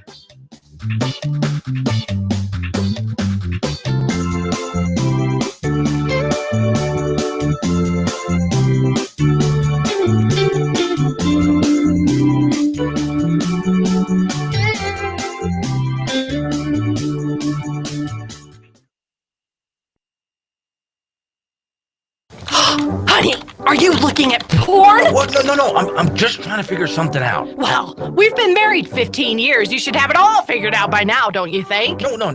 Something about the internet. Except for that one thing. You've never figured that out. No, listen. The NSA is all over the internet, right? Right. And they can hack into anything at any time and monitor, right? Right. Okay. We all know that. Why was the internet invented? So nerds could see naked women without purchasing it over the counter. Everybody knows that. So the government wants to control the internet. So that they can control the porn. Oh my gosh. And if they control the online porn industry? They control us all. Or do you think they just want to control it because bureaucrats can't get that either? Yeah, that's probably it. Mm-hmm. According to a new report based on hundreds of interviews with the terminally ill, the Princeton Medical Institute has found that the most common deathbed regret, more than losing contact with family or spending too much time at the office, is never having sprayed a fire extinguisher all over the place. Similar themes emerged in our interviews with dying patients. Some wished that they'd taken more risks. Others wished that they'd lived a life truer to their dreams. But almost every single person surveyed, regardless of their age or circumstance, said that their most significant regret was never having grabbed a fire extinguisher off a wall and blasted it around a room until it ran out of foam. I've lived a good life. I was a nurse for 32 years. I have 3 beautiful children, but I've never smashed my elbow into a glass case, grabbed a fire extinguisher, and gone whoosh over everything. I just wish I could. The foam everywhere. And I'd be like, yeah, everything covered in foam. Researchers found that besides regretting never having deployed a fire extinguisher, people on their deathbed also regretted not having chucked a fire extinguisher out of a window, used it to bash in a door, or rolled it on the ground towards a thief to trip him up. The day we got the diagnosis, it was just so hard because it means I don't get to grow up. And that's really sad because it means I don't get to take one of those big red fire extinguishers and pull the thing back and watch it go everywhere. But maybe I'll get lucky though. Maybe there'll be some fire extinguishers in heaven. I don't understand the Supreme Court Obamacare decision. Well, it's simple. The individual mandate was struck down. You cannot be fined for not having health insurance. It is unconstitutional. Oh, well, that's a relief. But you can be taxed. But wait, isn't that the same as a fine? No, it's not a mandate. It's a tax. So I don't have to pay the tax. If you don't pay the tax, you are fined. But isn't that a mandate? No, it's a tax. Wait, so a mandated fine is unconstitutional? Yes. But I have to pay the tax or I'm fined. Right. But doesn't that make the tax a mandate? No, it's a tax, not a mandate. Who thought of this? No, who voted against it? Who? Exactly. Wait, what's the name of the guy who thought of this? No, he voted against it too. Hold on. No, hold on is on third base. What? He voted against it. Who did? Exactly. I just want to know the name of the guy who thought of this lame idea of calling an unconstitutional mandate a tax as if there's any difference. It's not a mandate, it's a tax. Well, what if I decide not to pay it? Then you're fine. It's mandated. Yeah, the tax is not a mandate. No, it's not. Oh, for the love of the Messiah. No, he's in the White House.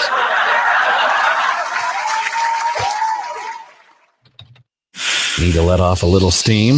Yep, that's why we installed phone lines into the studio. Call Glenn now. Old Republic is on the air. Here's Glenn Woods.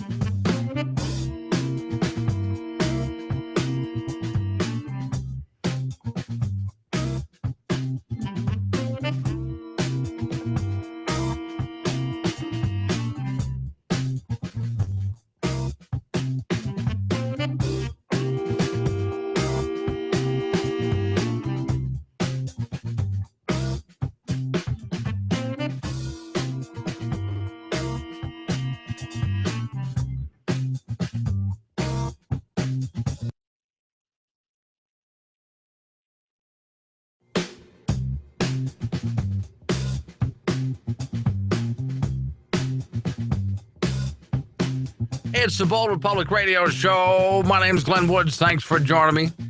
At this point, it's open phones. So if you want to change the subject, interrupt me if you have to. That's fine. We can talk about whatever you want to talk about, or you can talk about what I'm talking about. Hey, whatever. 307-363-4093 is the phone number. That's 307-363-4093. And as always, pretty much everything I'm talking about, a whole lot more. My website, boldrepublic.com. Okay. Let me say up front before I do this, DJ, I'm sorry. Okay, let me get that out of the way. You will understand, DJ, when I go to read this story, why I am reading this story, and that I have no choice. I have to do it.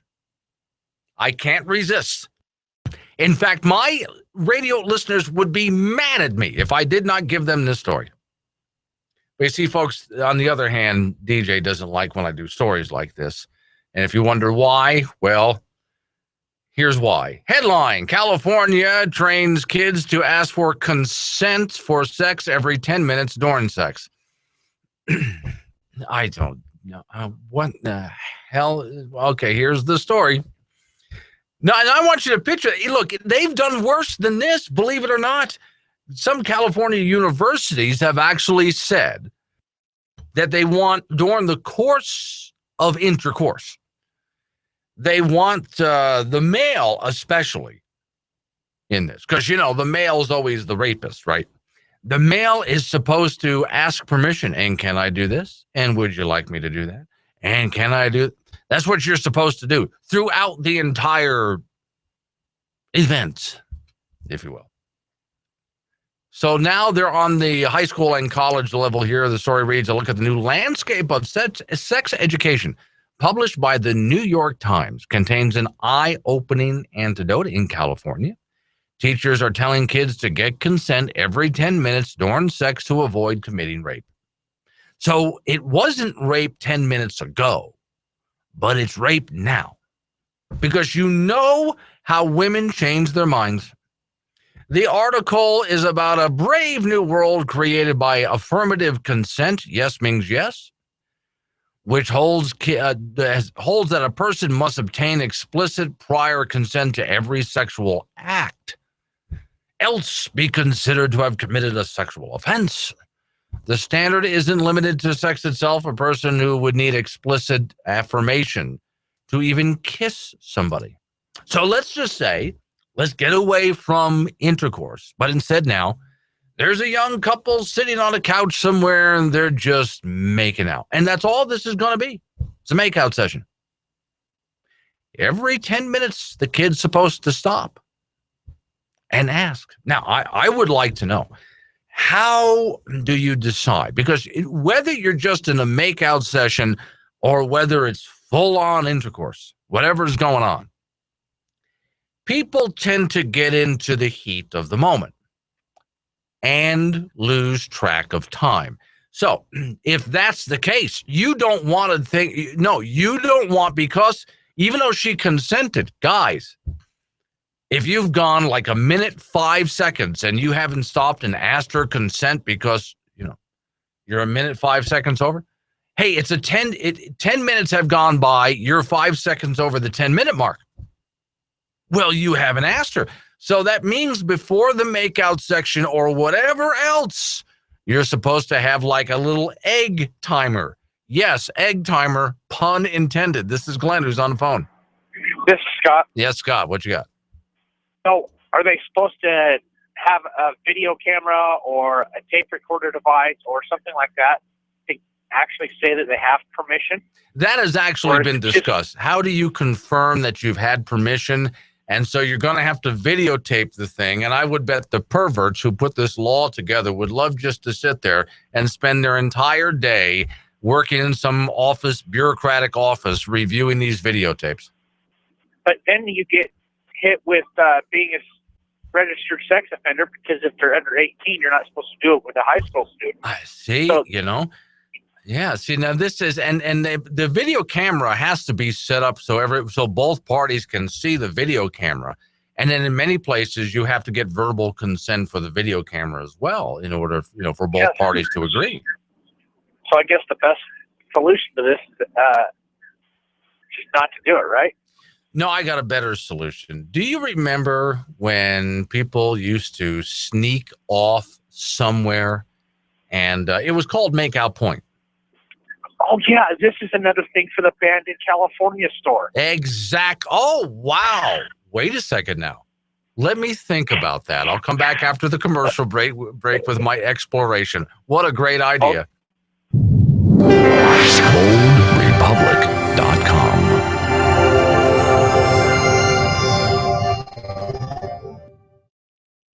So over in that corner, we have three guys talking about Bigfoot. Over there, they're talking about the game that's on the TV above their heads. That table, I've lost track of what they were talking about a long time ago, but the conversation keeps getting louder. Then someone puts their favorite song in the jukebox, and here comes that guy who thinks he can dance, but he can't dance, but he thinks he can.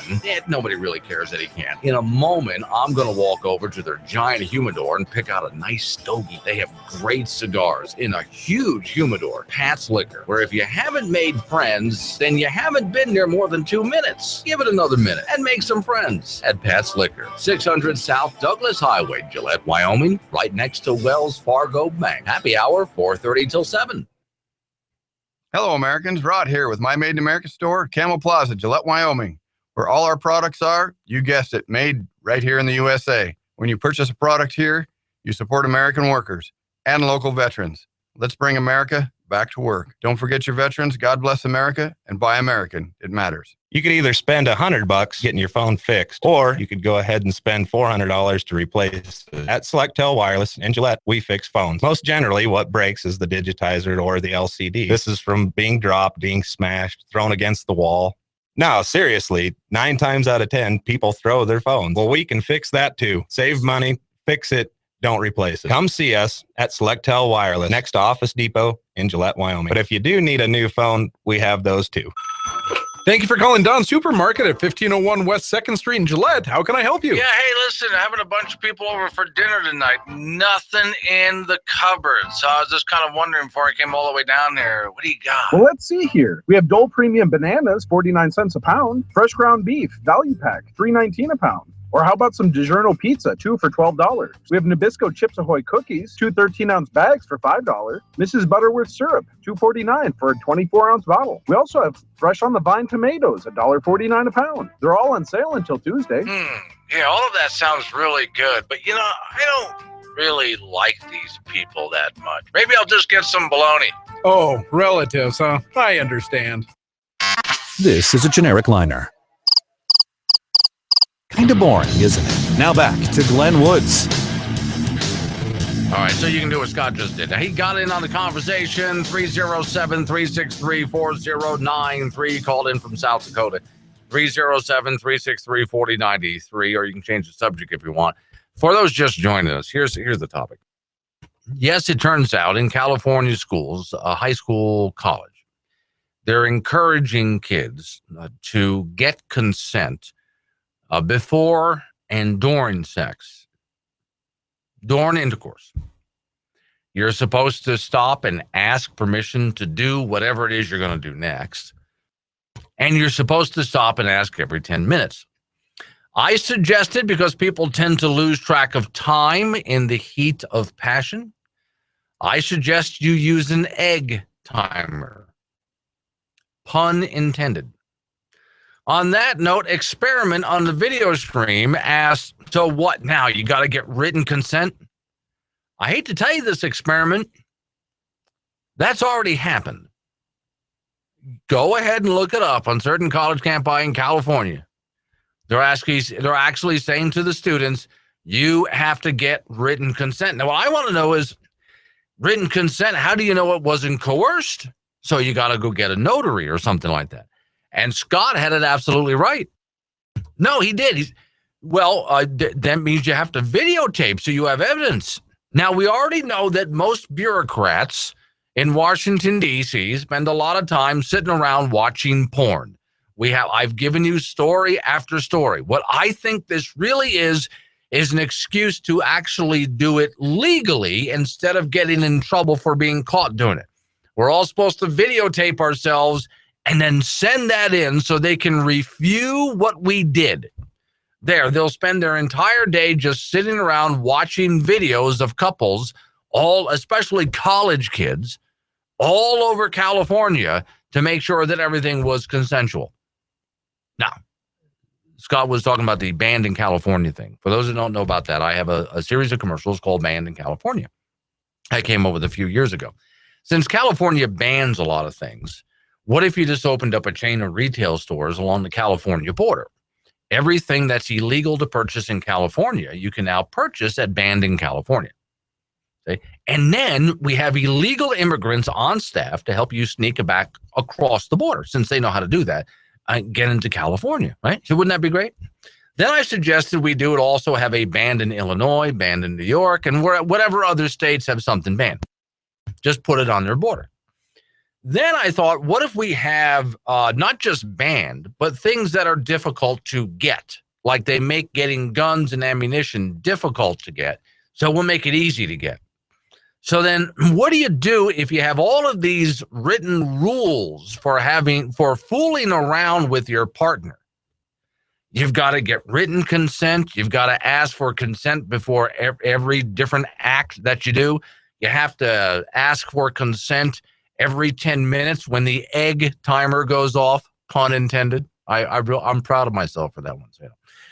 So then how do you solve this? Well, then we have, Scott, you're absolutely right. We've got to set up something across the California border. We used to call it Makeout Point, but I've got the solution for people in California. We're going to take a big desert area and we're going to build a town. Okay?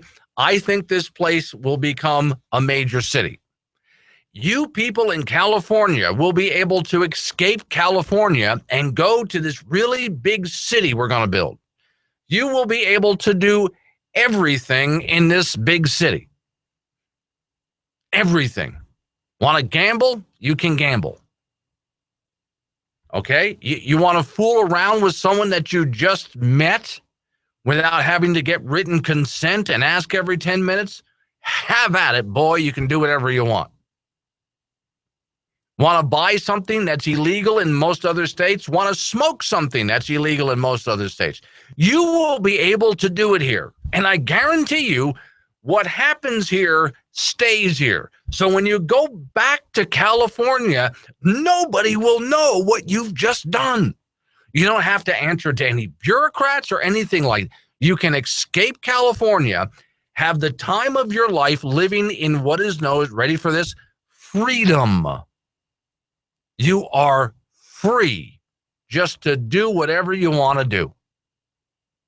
Then you can go back to the socialist confines, the bureaucratic institutes of California, the nanny state. You want to know where the nanny state is? I've already named 3. California, New York, Illinois are 3 nanny states. You can go back and live there.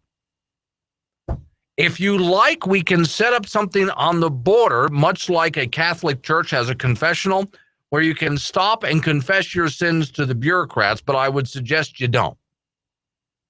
Now, you're wondering, Glenn, that is such a crazy idea. Why, it would never work. How in the world do you expect to build, right next to such a socialist utopia of California? How could you have a state or even a city that is nothing but free reign, almost zero rules and regulations? You can do whatever you want. I know, crazy, right? But I think we can find a lot of investors. We'll call the place Las Vegas. Yeah, I know. Hang on, there's some people trying to call in right now. This is what's called a hard break. Call me back in 3 minutes, and I'll get you on, all right?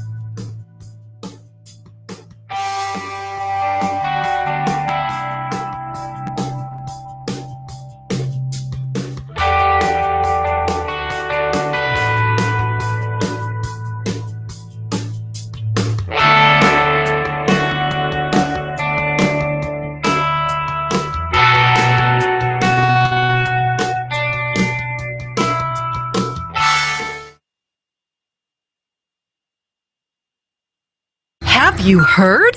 The National Debt Clock now has an app, so you can see what the debt is at any time. No, don't show it to yourself. Use it on your big government spending friends. Yeah, sure, whatever. It's all relative. Also, you can scroll and look at past debt and future debt. Oops, Don't get too close. It's a black hole. You don't want to get too close. When you don't plan ahead for next year's youth conference, you end up staying in a budget motel. When you stay in a budget motel, you get a foot fungus. When you get a foot fungus, you have to shop down the embarrassing aisle. When you shop down the embarrassing aisle, people make assumptions. When people make assumptions, rumors spread. When rumors spread, people don't like you. When people don't like you, you get cast as the back half of a horse in the school play. Don't get cast as the back half of a horse. Viridian Dynamics. We're the future of food. Developing the next generation of food and food-like products. Tomatoes, the size of this baby. Lemon-flavored fish. Chickens that lay 16 eggs a day, which is a lot for a chicken. Organic vegetables, chock full of antidepressants. At Viridian Dynamics, we can even make radishes so spicy that people can't eat them, but we're not, because people can't eat them. Viridian Dynamics. Food. Yum. President Obama's Environmental Protection Agency is considering new regulations on ozone that could trigger some new crazy laws, such as bans on lawn mowing during certain times of the day. New parking space taxes. And new fees based on how many miles you drive your car.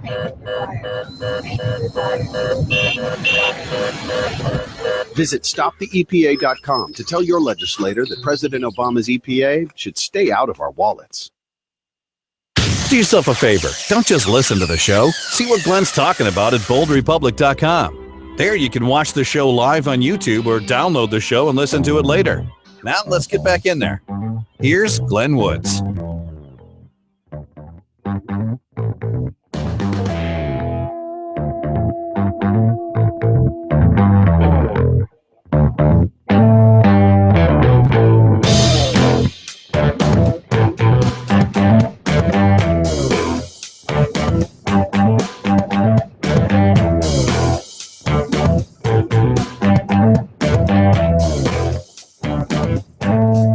It's the Bold Republic Radio Show. My name is Glenn Woods. Thanks for joining me. Phone number if you want to get involved. And some people were calling in. I have to take those hard breaks. Got no choice. 307-363-4093 is the phone number. That's 307-363-4093 from the video stream. So you're proposing we create an old Western-like town? Okay, here's what I'm proposing for those just joining me. Here's what's going on. If California is going to have such stiff rules and regulations, even on when, how, where you have relations with somebody, let's just start an old Western town where you can do whatever you want. And let me give you a great example of this. And it is fun to me. It is really fun to talk to some of the dunderheads who just don't want to admit this is true. In Los Angeles, the city council decided that they were going to start regulating the porn industry. Yes, a lot of pornography comes out of Los Angeles. And as they started to regulate it, it became really cumbersome. If you wanted to make a video for sale, which I don't know why, because apparently even Playboy magazine is getting out of the nudity business because people are just watching whatever they want for free on the internet. But okay, you have to go through a permitting process to make pornography. I'm not kidding.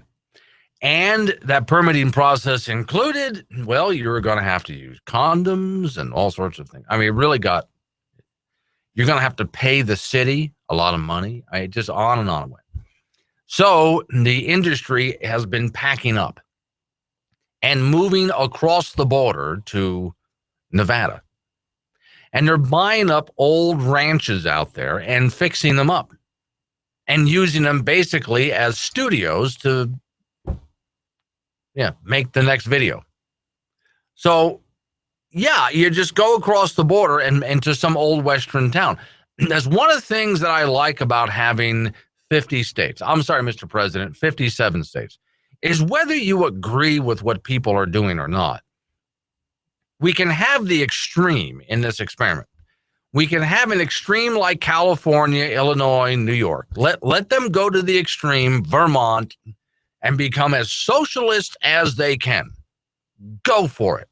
If that's the way you guys want to live, then by golly, just live that way. And for those of us who want to live as free and as open as we possibly can, there are states that we can go do that. Here's the problem, though, that we face. As the socialist states in America start crumbling apart, people flee.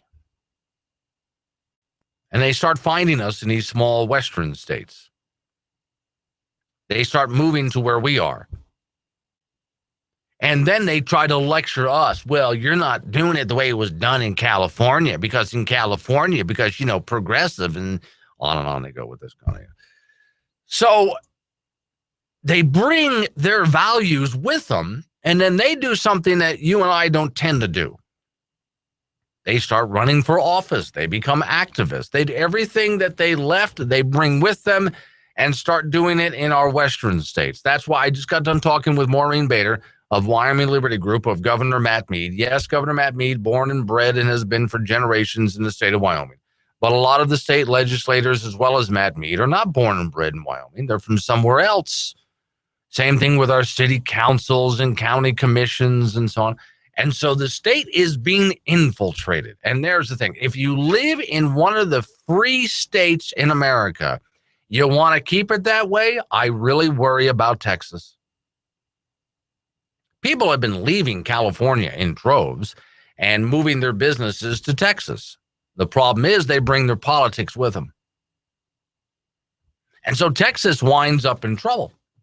Even the state of Nevada, as people have been escaping California and pouring over the border. And what, isn't it interesting? You've got a state like California that is as socialist as it can get. And right next door has been, has been solid freedom. Pretty much laissez-faire, do what you want. Well, as the socialists pour over the border and slide under the barbed wire between the two states, they bring their politics into Nevada. And so we have a problem now in Nevada as, well, I don't know where the porn industry is going to go after this, or the gambling industry, if it takes over. Texas, again, having its problems as more and more liberals move into the state of Texas. So if you live in one of these free states, you have to protect your state. Now, how do you protect your state? Same thing I always tell you guys, you got to show up. You got to show up to the meetings. You got to watch what your city council and county commission is doing. Right next to me is City Hall for the town that I live in, Wyoming. They might have an R by their name, but most of the city council and definitely the mayor, they are not conservatives. They don't understand what the term means, or maybe they do, but they decided to just pretend to be conservative in order to get elected. But when you look at what they do with the city, it's not freedom, liberty, limited government conservatism. There's a lot of cronyism going on, and there's a lot of big spending going on. So in order for us even to take this town back, this is the difficult part. Finding people who are willing to get involved and then supporting them. I hate to say this to you. That is a lot more difficult than it should be.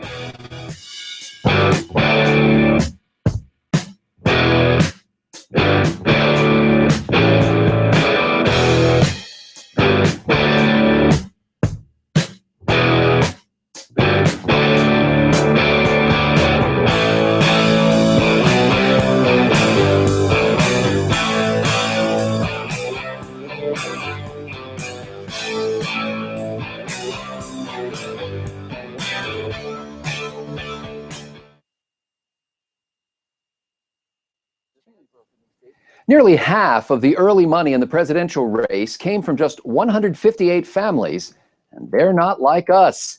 Is this the anti-democratic price of the Citizens United Supreme Court decision? I'm PJTV's Scott Ott, joined now by Stephen Green and Bill Whittle. And men, the graphic atop the New York Times story says it all. Using Monopoly pieces to illustrate, we see 158 red hotels atop a mountain of 120 million little green houses on the White House lawn.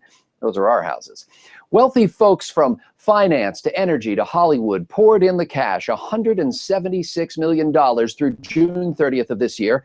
And here's who the puppet masters are. And I quote, "They are overwhelmingly white, rich, older, and male in a nation that is being remade by the young, by women, and by black and brown voters.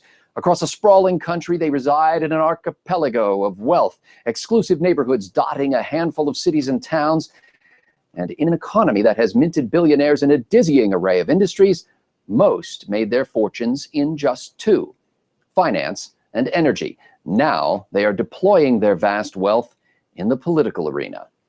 Now, of course, the device that has enabled this deployment is the Citizens United Supreme Court decision of 2010, the ruling for which President Obama once delivered a public smackdown to the allegedly independent judicial branch of From government. the moment I took over, I knew Citizens this day United, would the court come. ruled that the First Amendment When you would all keeps wanna the government take from me interfering down. with the But after marketplace of everything I've ideas done for or you, rationing speech. do you Striking down really as want to do this? unconstitutional, a law that limited speech for associations, organizations, and corporations.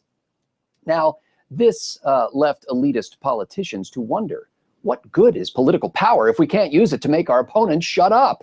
Stephen Green, the income inequality chicken has come home to roost in the presidential election coup.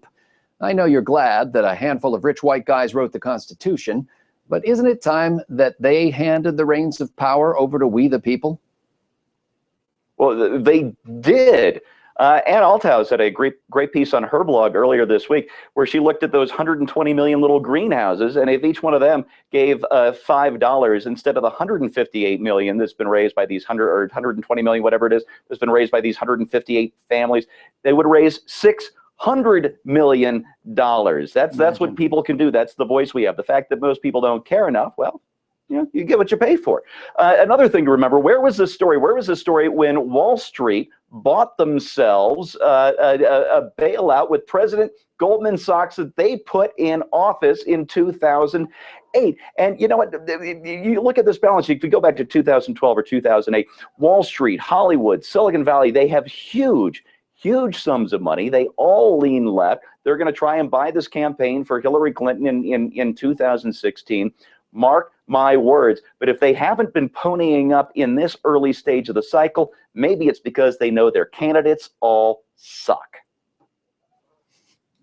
Well, Bill Whittle, if you can't get to be president without dancing to the tune of the Koch brothers and their ilk, haven't we effectively added a prerequisite to the bare bones requirements of office enumerated in the Constitution and delivered up our democracy to the highest bidder?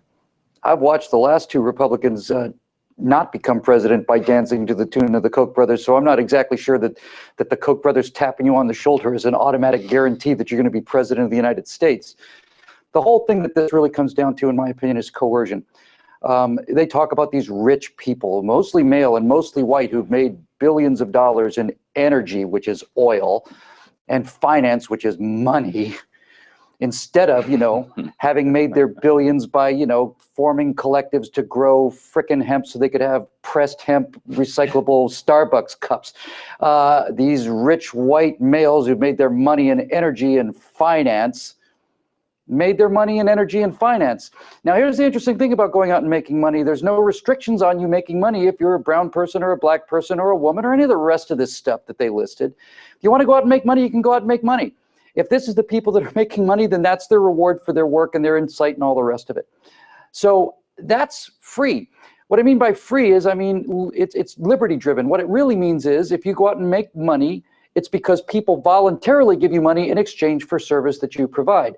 Now, of course, these people who write the article are deadly against this. They believe in the government and the Democratic Party, which takes the money from those people who do go out and earn money by providing value and takes it from them by force and then distributes it to their voting bloc. Look, Scotty, we talk about campaign finance reform, but there is a vote pump and it consists of about $1.5 trillion to $2 trillion a year. Trillion, thousands of billions of dollars. And the way it works is the government taxes people who are productive, takes their money and gives it to people who aren't in terms of benefits. And they are buying their votes for the Democratic Party. And it's trillions of dollars a year that are handed from people who make the money to the people who don't in exchange for their votes. December 7th, 1941, a date which will live in infamy. Freedom and fear are at war. The advance of human freedom, the great achievement of our time and the great hope of every time, now depends on us. Our nation will lift a dark thread of violence from our people and our future. We will not tire, we will not falter, and we will not fail. It is made up of men and women who raise our food, patrol our streets, man our mines and factories, teach our children, keep our homes, and heal us when we're sick. Professionals, industrialists, shopkeepers, clerks, cabbies, and truck drivers. They are, in short, we the people. This great nation will endure as it has endured, will revive and will prosper. So first of all, let me assert my firm belief that the only thing we have to fear is fear itself.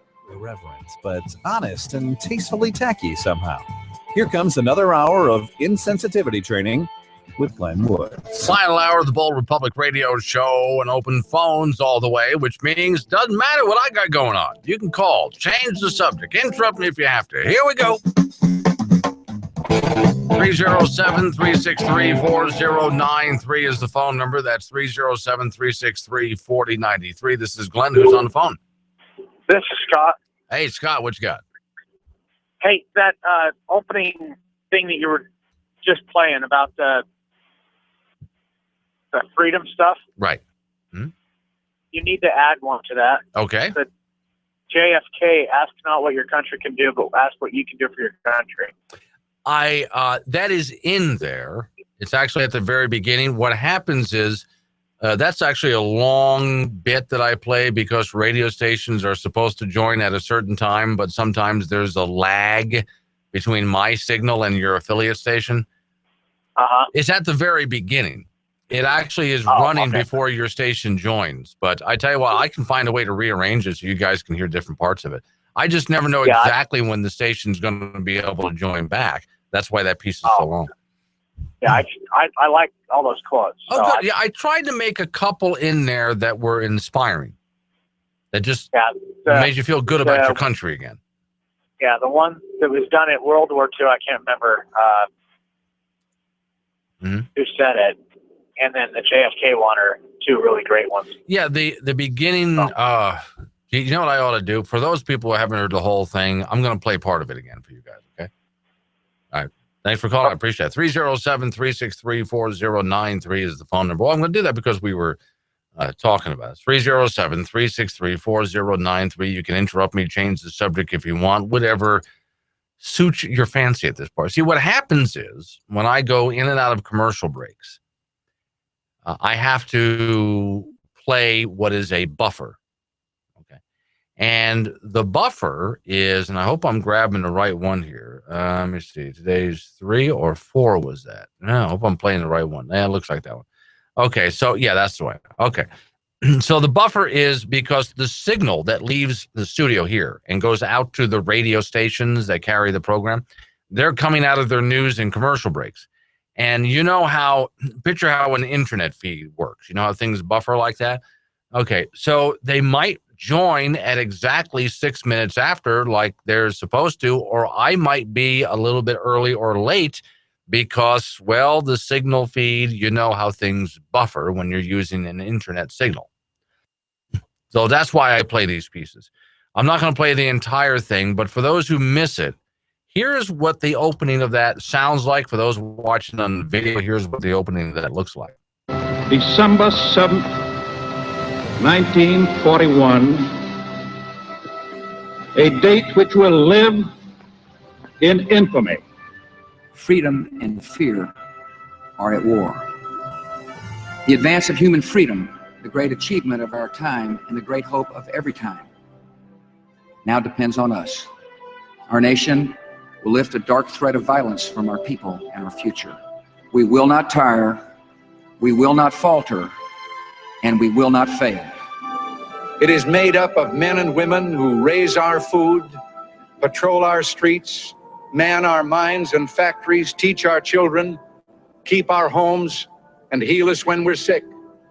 Professionals, industrialists, shopkeepers, clerks, cabbies, and truck drivers. They are, in short, we the people. This great nation will endure as it has endured, will revive and will prosper. So first of all, let me assert my firm belief that the only thing we have to fear is fear itself. So that's one of the first hour openings that I have. Now, the second one that I have is based on the same idea. I wanted at least a couple in there that would be inspiring. So here's the second one. That's one small step for man, one giant leap for mankind.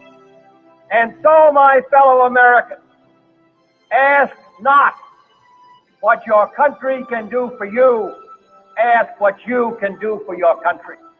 We, as Americans, have the capacity now, as we've had in the past, to do whatever needs to be done to preserve this last and greatest bastion of freedom. Our nation will lift a dark thread of violence from our people and our future.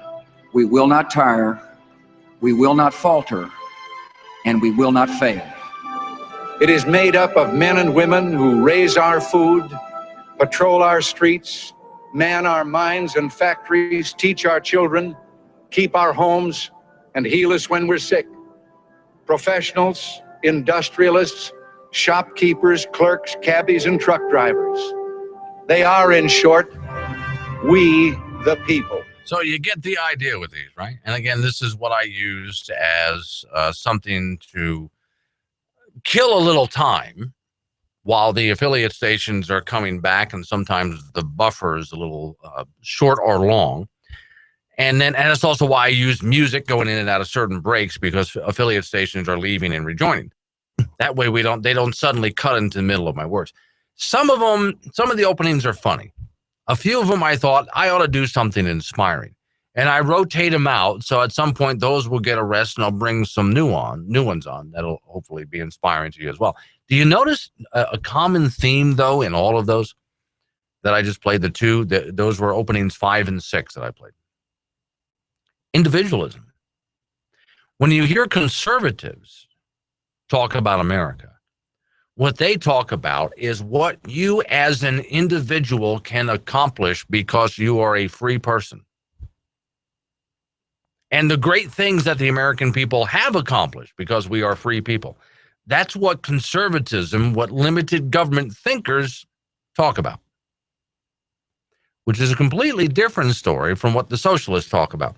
Socialists will talk about you being a victim, downtrodden. You are beaten down by the millionaires and billionaires and corporate interests, but they are here to rescue you. They will take care of you and do these great things for you. Big difference in the two messages. You know what might be fun to do? So we can make a note here. Sometime during the course of this weekend, if I have time this weekend, we'll see what I have to do, is to put together, what if this was a liberal show and I were to put together an opening for a liberal show? And then what if, as a conservative show, I put, well, you've already heard what I would do as a more limited government conservative show. But for those people watching on the video stream, have a look. I just threw up a cartoon. I'll explain it to the listening audience. There's a cartoon that I found today, just really sums it up. Now, I'm not a big fan of the Republicans either. But you see a Republican standing at what looks like a vegetable stand for a farm out in the country somewhere. And he's wearing overalls. It's a Republican elephant. And it says vegetable stand.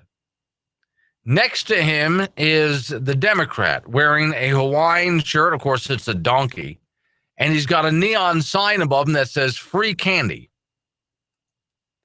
That's definitely the difference between the two and the difference between the two debates. That's also what I was talking about last hour when I said, let's take a look at California and the nanny state. And literally, it is a state that is a nanny state of California. And across the border is Nevada. So people from California, when they want to have fun, sneak under the barbed wire and go to sneak through the mountains. So they know what it's like to be someone from south of the border sneaking across into America. But instead, they're sneaking to Nevada. You know what they're doing? They're sneaking into freedom. And they go to Las Vegas and they party down. They go to Las Vegas where they're allowed to do whatever they want to do. There are very few restrictions. Here are the restrictions in Las Vegas. As long as you are not hurting somebody else, you can do whatever you want. Okay? Have a good time. Don't hit anybody, meaningful or accidentally. Don't hit anybody, and don't steal other people's stuff. That's basically it. That's all you need to know to have a good time in Las Vegas. Other than that, just enjoy yourself. When they're done living in freedom, they go back across the border to California, where they live in their safe little nanny state once again. Oh, wow. I should have thought of that analogy like a long time ago. Headline for you. By the way, I'm topic hopping right now, so you get to change the subject. Interrupt me if you have to. That's fine. 307-363-4093 is the phone number. When an online gambling ban turns into a moratorium, this takes us right back to Las Vegas again. Opponents of online gambling in Congress have tried to ban it repeatedly and failed every time. Now they're back with a new tactic. A 2-year study. Oh, that'll do it. A 2-year study. But here's the thing. How do you actually ban something that is online? I'll explain. Hang on. This is Glenn who's on the phone. Hey, Glenn. Yes, sir. Duff, you forgot the big no-no. What's the big no-no? Prostitution's illegal in Las Vegas. It's legal the rest of the state, but it's illegal in Las Vegas. Well, that's true. In order to partake of prostitution legally, you have to leave Las Vegas, and you got the rest of Nevada where you can have a good time. But now let's you and I be honest about it. Can you find any kind of prostitute anytime you want in Las Vegas? Pretty much. Yeah, okay. So the idea is, while it is illegal in Las Vegas, the authorities look the other way until there's a problem. Yeah, I understand that. No, I just thought when you were talking about you can't do this, you can't do that, you left out the big P. Oh, yeah. Don't ask me why, but it's legal everywhere else, but not in Las Vegas. No, you're absolutely right. Thanks for calling in. And you notice what happens there in a place like, and this goes right into what I'm talking about with the gambling thing there with online gambling. Okay, so prostitution is illegal in Las Vegas, but Las Vegas really doesn't bother busting prostitutes or brothels unless those places become a problem. You know, unless people are getting injured in some way, ripped off, physically hurt in some way. Then they step in and do something about it. But yeah, technically it is illegal. So, okay, proposals to ban online gambling fail to gain traction in Congress. So will a moratorium succeed in imposing a stealth ban? Okay, that's according to sources on Capitol Hill. That's what they're trying to do. Now, I'll just put that story aside right there for a moment, just like that. I want you to just think about something for a minute here when it comes to gambling, online or otherwise. See, I'm not talking with you folks about whether something is right or wrong. I am not pro-prostitution. What I'm saying is there are certain things you're just not going to be able to ban. You're just not. Okay? People will find a way to go somewhere else and do it. So let's take a look at online gambling. Let's take a look at gambling in general, but online gambling. Honestly speaking, if you're completely opposed to it and you want to put a stop to it, fine. Go ahead, pass your laws. Do you honestly think passing a law will help you gain control of it, or will it just continue on out of sight? Glenn Woods. BoldRepublic.com.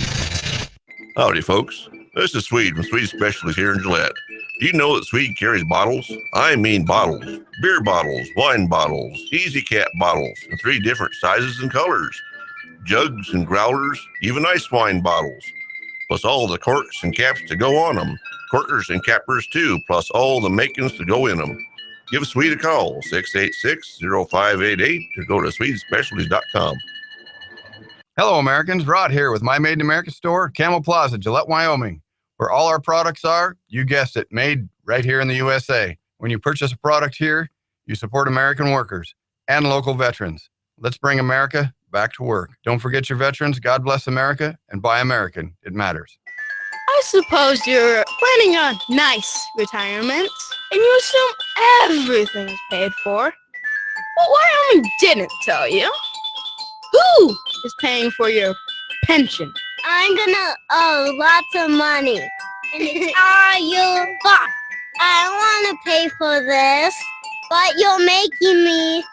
Find out more at Wyoming2100.com. We here at Carpet Express Direct would like to introduce our new stain-colored carpets. Oh, sure, Carpet Express sells many different types of stain-resistant carpet, but what about carpet that's just simply made of all the colors that land on your carpet all the time? Mud, spaghetti, wine, blood. We really don't care to expand on that one. Baby spit up. That way, when someone spills on your carpet, it just blends right in. Okay, so the pre-stained carpet isn't selling that well, but the stain-resistant is selling like crazy because of our reasonable prices. Carpet Express Direct, 1211 South Douglas Highway, Suite C, next to the Prime Rib Restaurant. Welcome to Headline News. Today's top stories. Pregnant Kim Kardashian exposes her breasts with see-through shirt. Stars with scars, you be the judge. Kylie Jenner hits the red carpet with a 25-year-old boyfriend. Oh, and your government took another right or two away after the president signed an illegal executive order, and Congress has no plans to do anything about it. But who cares? Here's an idea. Let's raise your property taxes to the point that nobody can afford their home and everybody has to move out of town. Yeah, that'll grow the city. Brilliant. Let's get back to the show. Here is Glenn Woods. It's a Bold Republic Radio Show. My name is Glenn Woods. Thanks for joining me. As always, pretty much everything I talk about, a whole lot more. Come on, sing along. You know the words. BoldRepublic.com. And yes, it is open phones. Change the subject if you want. 307-363-4093 is the phone number. That's 307-363-4093. I want to clarify something I was talking about in the last couple of minutes here.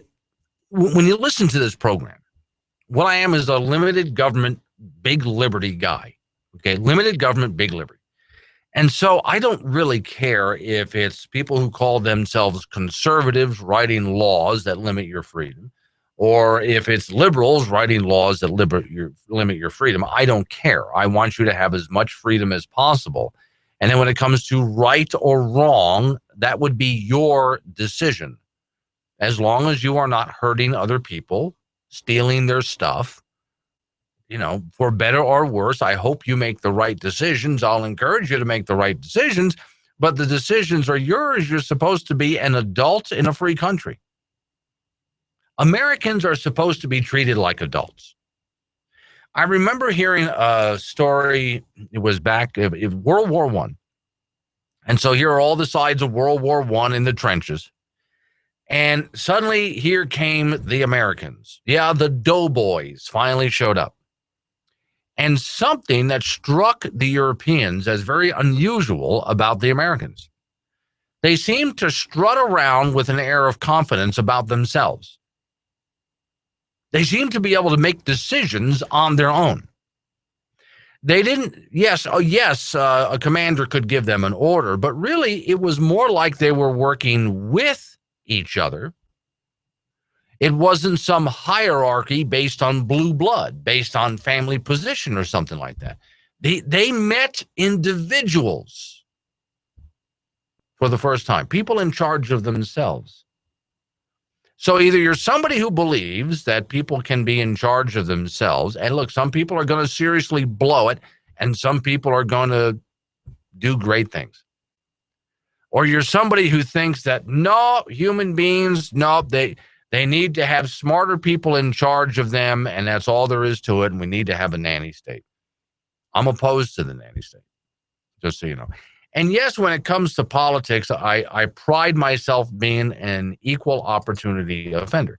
So, for example, in the equal opportunity offender mode, earlier today, while searching around for some show prep for you guys, and I am not going to get through all of this even today or tomorrow, I came across something really interesting from the Heritage Foundation about something that the Republican Party is doing. You may have heard that House Republicans are going to vote on a bill next week to gut Obamacare. The truth is, the bill is only a half-hearted attempt and only repeals a few parts of Obamacare. It leaves in subsidies, it leaves in Medicaid expansion, burdensome insurance regulations are still in there, and it leaves in a huge tax on all Americans. But Republicans campaigned on a full repeal of Obamacare, and they included a full repeal in the budget deal they passed last summer. It's time they keep those promises. Here's the deal. Half-hearted attempts, partial repeals of Obamacare, that's not going to get the job done. Only a full repeal will stop the massive tax increases and stop the disastrous impact this law is having on our nation's healthcare system. Okay, good from the Heritage Foundation. So, all right. I don't, and I know as well as you do, a full repeal of Obamacare will not get past the president. But what we're saying to the Republican Party is there's a few things that you guys promised. What we're saying to John Boehner, which is why he's on his way out and should have been a long time ago, is there's a few things you guys promised. Well, where is that? The problem we're having with the establishment. Hey, guess what? Next headline that I have, as far as I'm concerned, goes right with this. Here's just the headline. Dawn of the debt. Congress runs out of cash November 30th. Well, what's John Boehner and the establishment already doing? Yes, and the Democrats too. So just take a look at all of Congress. But the Republicans are in charge of the House and Senate right now. And who spends the money? Congress does. Well, they're talking about ways to maybe raise the debt ceiling again because we gotta pay our bills, and that's going to be our excuse. You out there just don't understand. We have to pay our bills. You don't get it. You're the dumb one. When you and I both know the real answer is they have had plenty of time since the last time they raised the debt ceiling. They have had plenty of time to figure out how to not get to the debt ceiling another time. All the time in the world to figure out how not to get to the debt ceiling. So forget, we're here now, we're going to have to raise it. Let's figure out how to not get there in the first place. Now, you've heard the Wicked Witch of the West and other members of Congress say that, oh, no, you can't, you don't understand how difficult this is. All right, I'm going to oversimplify it for you. I understand there's a process you got to go through, but I'm going to oversimplify it. Ready? All right. The government takes in about $3 trillion a year. The federal government takes in about $3 trillion a year. So, spend less than that. I know that's complicated, right?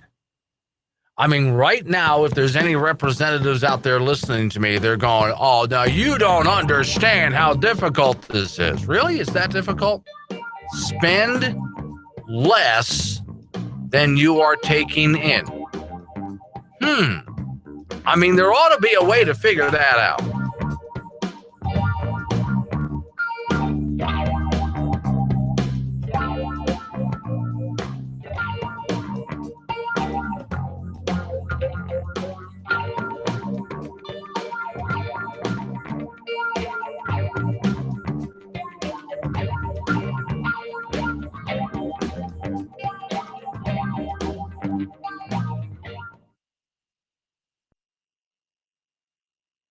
When you can't find anything to watch on cable, you get bored.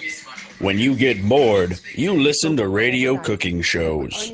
When you listen to radio cooking shows, you invite a friend over for dinner. When you invite a friend over for dinner, you use twice as many beans. When you use twice as many beans, you expel deadly farts that kill your friend's dog. When you kill your friend's dog, your friend becomes unstable. When your friend becomes unstable, you're sued for everything you're worth. When you're sued for everything you're worth, you're thrown to the streets. When you're thrown to the streets, you devote your life to world domination. When you devote your life to world domination, you become an evil fascist overlord. When you become an evil fascist overlord, old friends plot their revenge. When old friends plot their revenge, you are shot in the back of the head. And when you're shot in the back of the head, you miss your jazzercise appointment. Don't miss your jazzercise appointment. Upgrade to Indirect TV. Go online or call 1-800-ERECT-TV.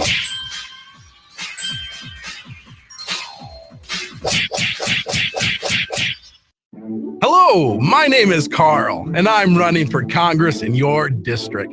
I'm not an expert in anything. Nothing. Not a thing. But I sure know how to look like I know what I'm talking about, and that's why I'm electable.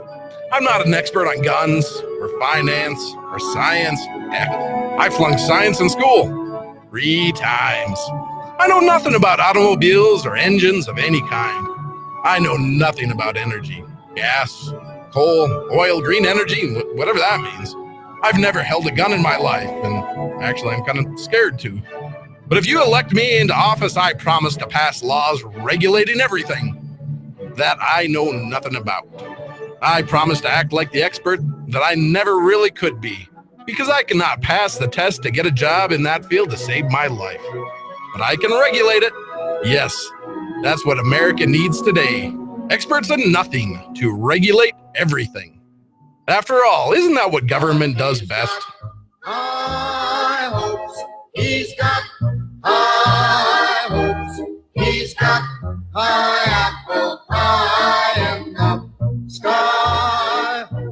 Hi, this is Sal from the Liberal Clearinghouse, inviting you to come on down and get what you can before it all goes. Remember, the Liberal Clearinghouse is staffed by unemployed college students and Common Core dropouts. So it's pretty much self-serve down here. We have a wide selection of broken wind turbines, solar panels, unsold electric cars. Get them before they catch on fire. For the internet junkies, we have special deals on government-produced internet viruses, surveillance software, and crashed websites. Everything must go. Are you an unemployed doctor or a patient that can't afford an unemployed doctor? We have them both. We have abandoned HUD homes, abandoned tenant houses, abandoned skyscrapers, abandoned cities like Detroit, and abandoned websites like Obamacare. Hurry, hurry, hurry. We are borrowing money from the grandkids tomorrow so that you can afford the subsidies to purchase today. So come see the Liberal Clearinghouse today before it winds up on the scrap heap of tomorrow. Thank you. Need to let off a little steam? Yep, that's why we installed phone lines into the studio. Call Glenn now. Bold Republic is on the air. Here's Glenn Woods.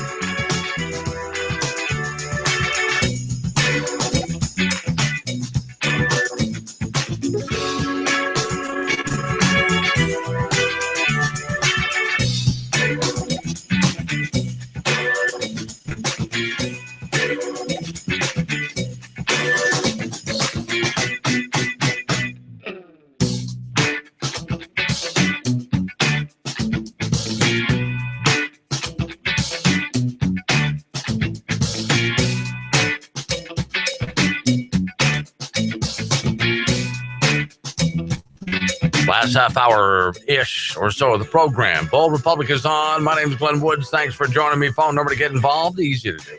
307-363-4093. That's 307-363-4093. Ladies and gentlemen, there's been an update. If we had some global warming, it wouldn't be 20 below. It wouldn't be 20 below. If we had some global warming, I wouldn't be shoveling snow. I wouldn't be shoveling that blasted snow. If we had some global warming, I wouldn't have to drive this giant truck.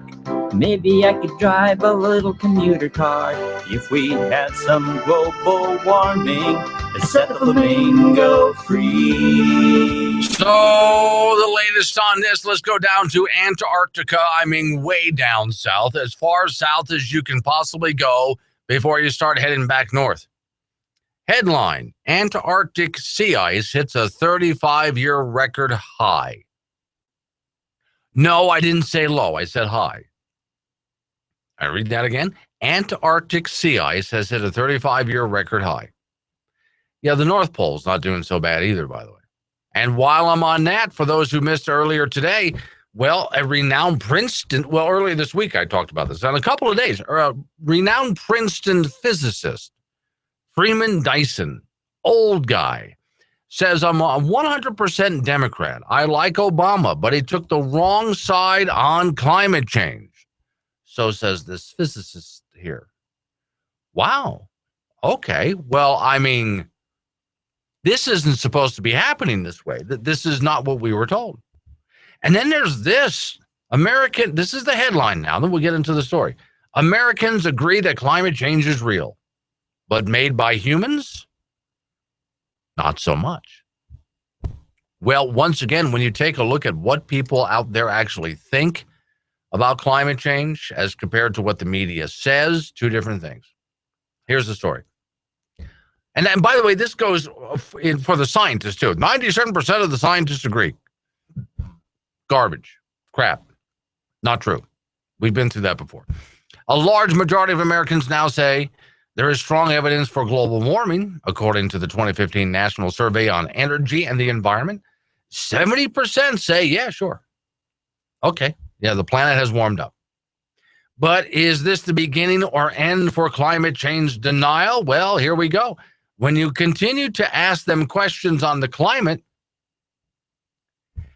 it is nearly 27 years, the story says, since NASA scientists testified before the U.S. Senate that the agency was 99% certain that the planet was warming and was caused by a fossil fuel. Since then, NASA scientists, many of them have pulled back on that, and people from Europe to America are doubting it.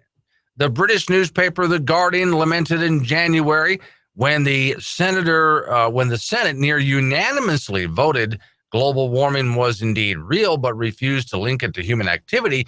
Researchers at Yale estimated that 48% of Americans share their refusal to pin the blame. And depending on the survey you look at, it depends on who you're talking to. When you talk to Democrats, 79% of Democrats say, yes, the planet's warming and it's human activity. Republicans, though, about 56% of Republicans feel, well, it's just the opposite. Okay, so it's really interesting to see that the numbers continue to slide away. The number of people, not just the number of scientists out there, but the number of people out there that agree with what the irrelevant press is trying to convince you, they're not winning the argument. You know what that means? The debate is not over. The science is not settled. I'm Professor Burke from Farmers Insurance, and this is 30 Seconds of Smart. So you want discounts on your home insurance? Upgrade your roof. Upgrade your plumbing. Get a burglar alarm. Get a fire alarm. Combine policies with your spouse. Bundle your coverage. Quit smoking. And of course, talk to farmers, because the more you know about home insurance, the more you can save. We are farmers. Get smarter about your insurance at farmers.com. Stop by and see Lyle Austin, 201 West Lakeway Road in the Lakeway Professional Center, 686-5002. That's 686-5002. Stan, why are you wearing a sweater with a bullseye? Because it's hunting season. Right? So. And there are hunters everywhere. Okay, but why the bullseye? Well, if everyone's been shopping at Rocky Mountain Discount Sports. Oh, right. That's bad. The way I figure it, we don't stand a chance. Oh, good point. We don't stand a chance. Might as well give them a clean shot. With everything you need for hunting season, Rocky Mountain Discount Sports, with locations in Casper, Gillette, Riverton, Sheridan, and Cody, Wyoming. Nice knowing you, Frank. You too, Stan. Howdy, folks. This is Swede from Swede Specialties here in Gillette. Do you know that Swede carries bottles? I mean bottles. Beer bottles, wine bottles, Easy Cat bottles, in 3 different sizes and colors. Jugs and growlers, even ice wine bottles. Plus all the corks and caps to go on them. Corkers and cappers too, plus all the makings to go in them. Give Swede a call, 686-0588, to go to SwedeSpecialties.com. Shave Secret is the best shave ever. Shave Secret is a blend of natural oils that replace shave creams, gels, and powders for men and women of all ethnic backgrounds. Shave Secret is a natural product, nothing artificial. Shave Secret helps prevent nicks, cuts, shave bumps, ingrown hairs, rashes, and more. Shave Secret is clear, non-foaming, so you can see clearly what you're shaving. Shave Secret is economical to use. Takes 3 to 5 drops for the average shave. Shave Secret cleans, conditions, moisturizes the skin all in one application. Shave Secret is compact and great for travel. Ladies, Shave Secret is wonderful for shaving your legs, underarms, and bikini lines. Guys, got a bald head? Shave it. Buy Shave Secret today at Walmart Supercenters and Amazon.com. Online at ShaveSecret.com. That's Walmart Supercenters, Amazon.com. Online at ShaveSecret.com. Great deals online at ShaveSecret.com. Shave Secret, the best shave ever.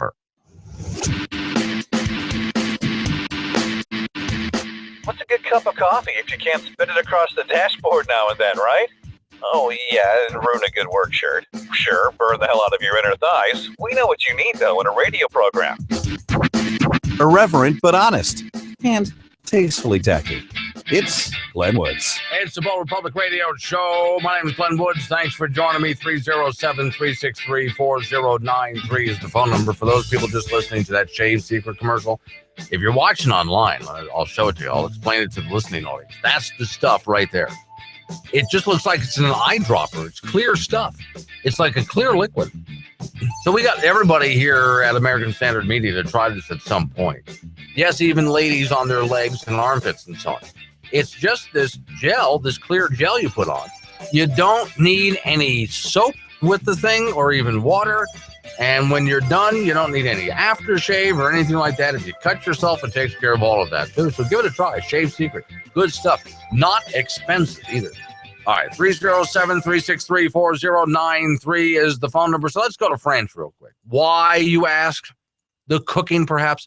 No, in this case, there's a weatherman. As long as I was on the climate change thing. And again, 99% of the science agrees that, which I've explained many times before, is absolute garbage. But get a load of this. France's top weatherman wrote a book. Philippe Verdier. That's his name. And he's a big shot on television there. He is, well, they're mad as hell. He wrote a book and accusing climatologists of taking the world hostage with false data. Every night, this guy is the chief weatherman for the nation. A household name in France. Now has been taken off the air because he dares to stand up and say, this is wrong. Mr. Vladimir, whatever, claims. The book Climate Investigation, that's the name of the book, Climate Investigation, that leading climatologists and political leaders have taken the world hostage with misleading data. His words. In a promotional video, he says, every night as I address 5 million French people to talk about the wind, the clouds, the sun, Yet there's something important, very important, that I haven't been able to tell you because it's neither the time or the place to do so. He added, we are hostage to a planetary scandal over climate change. A war machine whose aim is to keep us in fear. His outspoken views led France 2, their television station, to take him off the air starting next Monday. He said, I received a letter telling me not to come. I'm in shock. This is a direct extension of what I say in my book, namely that any contrary views must be eliminated. So think about what just happened here. He writes a book saying, if somebody shows up with a contrary point of view, they will eliminate and silence that view so the rest of the nation can't hear it. So that's what he says in his book. And what do they do to him immediately? Prove him right. You're not allowed to have a contrary point of view, especially if you're a prominent meteorologist that everybody in the entire nation listens to. So he specifically, according to him, he says the top scientists who often rely on state funding have been manipulating the process because, they get state funding if they talk about climate change as being caused by man. He specifically challenged the work of Intergovernmental Panel on Climate Change, the IPCC, which is the UN, as blatantly erasing data and went against their overall conclusion and cast doubt on the accuracy of their climate models. The IPCC has said that the temperatures could rise by 4.8 degrees Celsius if no action was taken on carbon reductions. Well, the time period for that came and went, and it didn't happen. So this French meteorologist writes, we are undoubtedly on a plateau in terms of warming and the cynical the variability of the climate doesn't allow us to envision if the rhythm will then go up or down. Here, I'll put it in layman's terms for you. The climate is always changing. The climate has never stopped changing. There's never been a time when the climate hasn't been changing. And there are natural variables. There's times that this planet has been so warm, there haven't been any polar ice caps. There's times the planet has been so cold, it's been completely frozen over. Look up something called snowball Earth. Climate catastrophes have caused mass extinctions before humans ever arrived. So right now, we seem to be in this 18-year pause. So after this pause is over, are we going to warm up or cool down? And he's saying we don't know. His 330-page book also controversially contains a chapter on the positive results of climate change in France. I am so glad he put that in there. Well, you've heard me talk about this too. I've speculated on the same thing. Just because the climate is changing, does that necessarily mean that the change is bad? There's a lot of good changes that happen out there. Well, the doomsdayers want you to focus on when something bad happens. But what about when good climate change happens somewhere? They don't necessarily want to tell you about that, do they? So the leading meteorologist of France has turned out a book that calls all of this man-made climate change just hogwash, manipulated data for profit. And the reaction of the government is to take him off the air so he cannot continue to talk about it. He said that they'll take you hostage and they'll silence you. Well, that's essentially what they've done to him, isn't it? Proving him right. Now, another thing I've talked to you guys about, we're going to get into it next. So is CO2 something that's so good for the planet that we should celebrate CO2? Well, hang on. Before you go getting all weird about it, hold on. I'll tell you the story coming up next.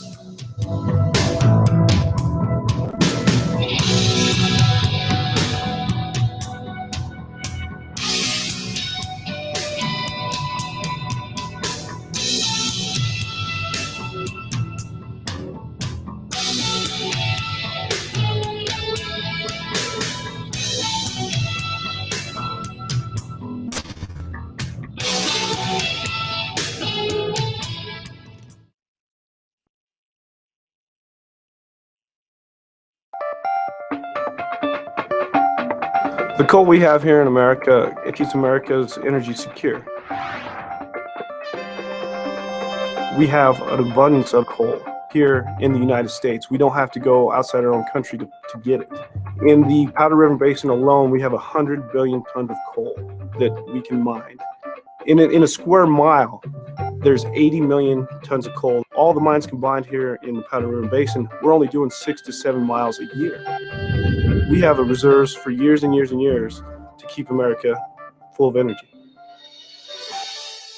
My older brother's in Afghanistan doing his part to take care of national security, to take care of his kids and my kids and everybody. Let's say goodbye. Say goodbye. So we're doing everything we can here in Wyoming to strengthen the country too.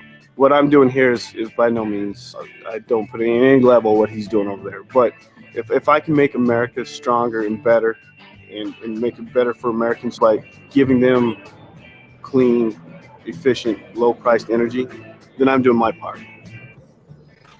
I'm making America better. Ranger Station. Yeah, hi. I'd like to report a bear sighting in the forest. 1 second, I'm having a smoke. Next thing I know, I'm face to face with Smokey Bear. Wow. And he told me it only takes one spark to start a wildfire. Did you know 9 out of 10 wildfires are caused by humans? I had no idea. That's why Smokey's famous and you're not. If you see someone in danger of starting a wildfire, step in and make a difference. Brought to you by the U.S. Forest Service, your state forester, and the Ad Council. Learn more at smokeybear.com. Only you can prevent wildfires. Don't have time to catch the entire show live? Log in to boldrepublic.com to hear or watch the show anytime you like on any device you have. Phone, tablet, tower, laptop, Facebook, Twitter, Tumblr, Google, YouTube, you name it. Glenn's jacked in so many ways, he looks like Neo in The Matrix when he woke up in that pod. You know, the goop and wires hanging in the foot. Well, anyway, you get the idea.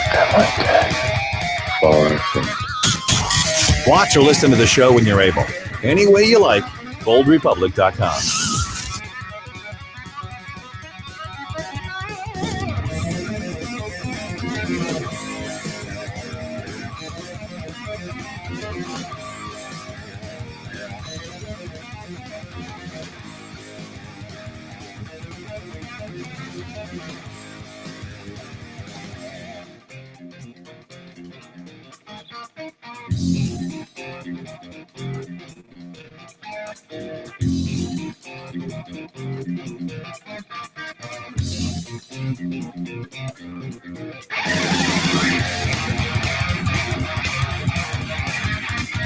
All right, last 7 minutes of the program, Bold Republic Radio Show. My name is Glenn Woods. Thanks for joining me. 307-363-4093 is the phone number. So there is a lecturer out there named Patrick Moore who has asked a question.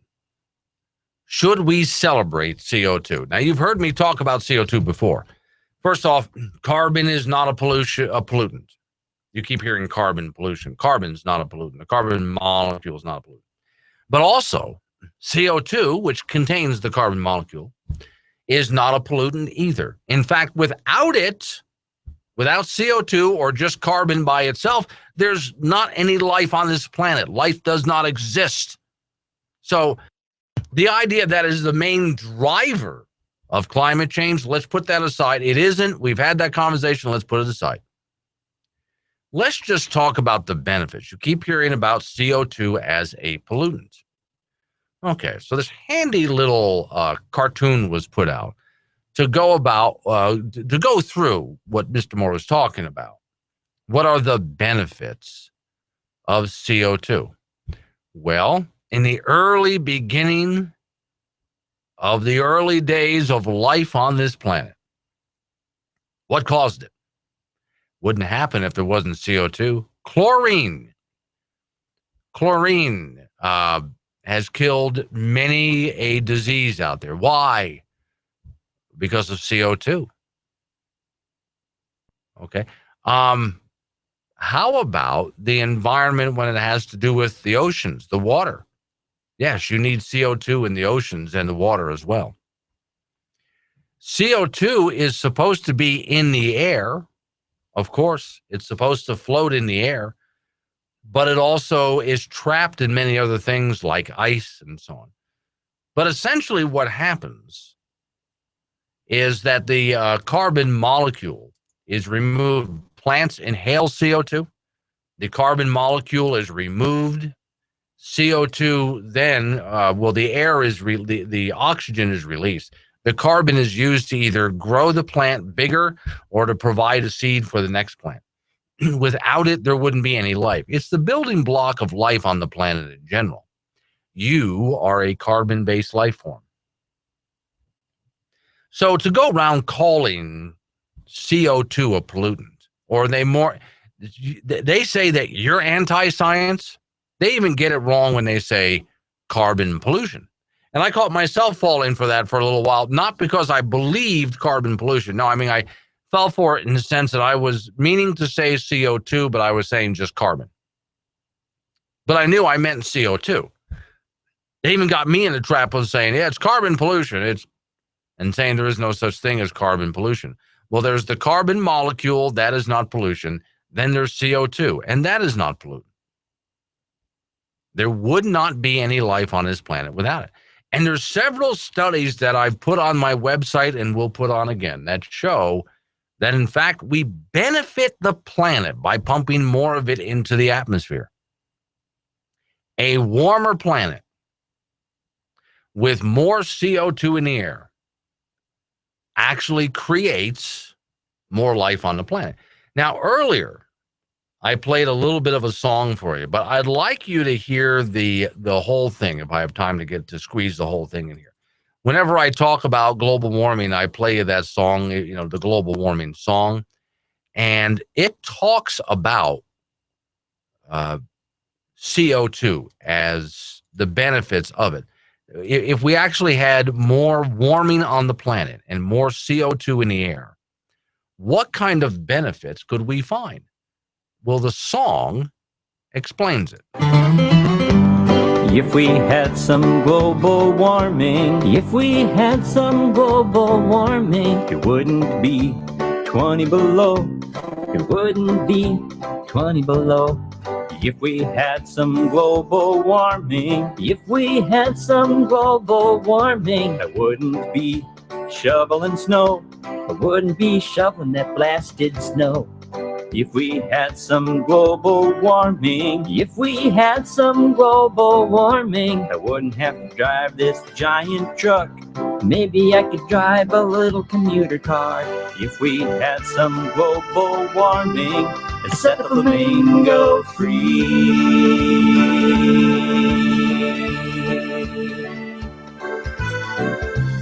If we had some global warming, we wouldn't have any cares. If we had some global warming, we could turn our snow shovels into lawn chairs. If we had some global warming, we'd lose those nasty polar ice caps. Sure, then the oceans would rise and we'd lose parts of Florida and all, but we'd gain all of Antarctica, and just think, northern Canada would even be inhabitable. Not to mention northern Minnesota.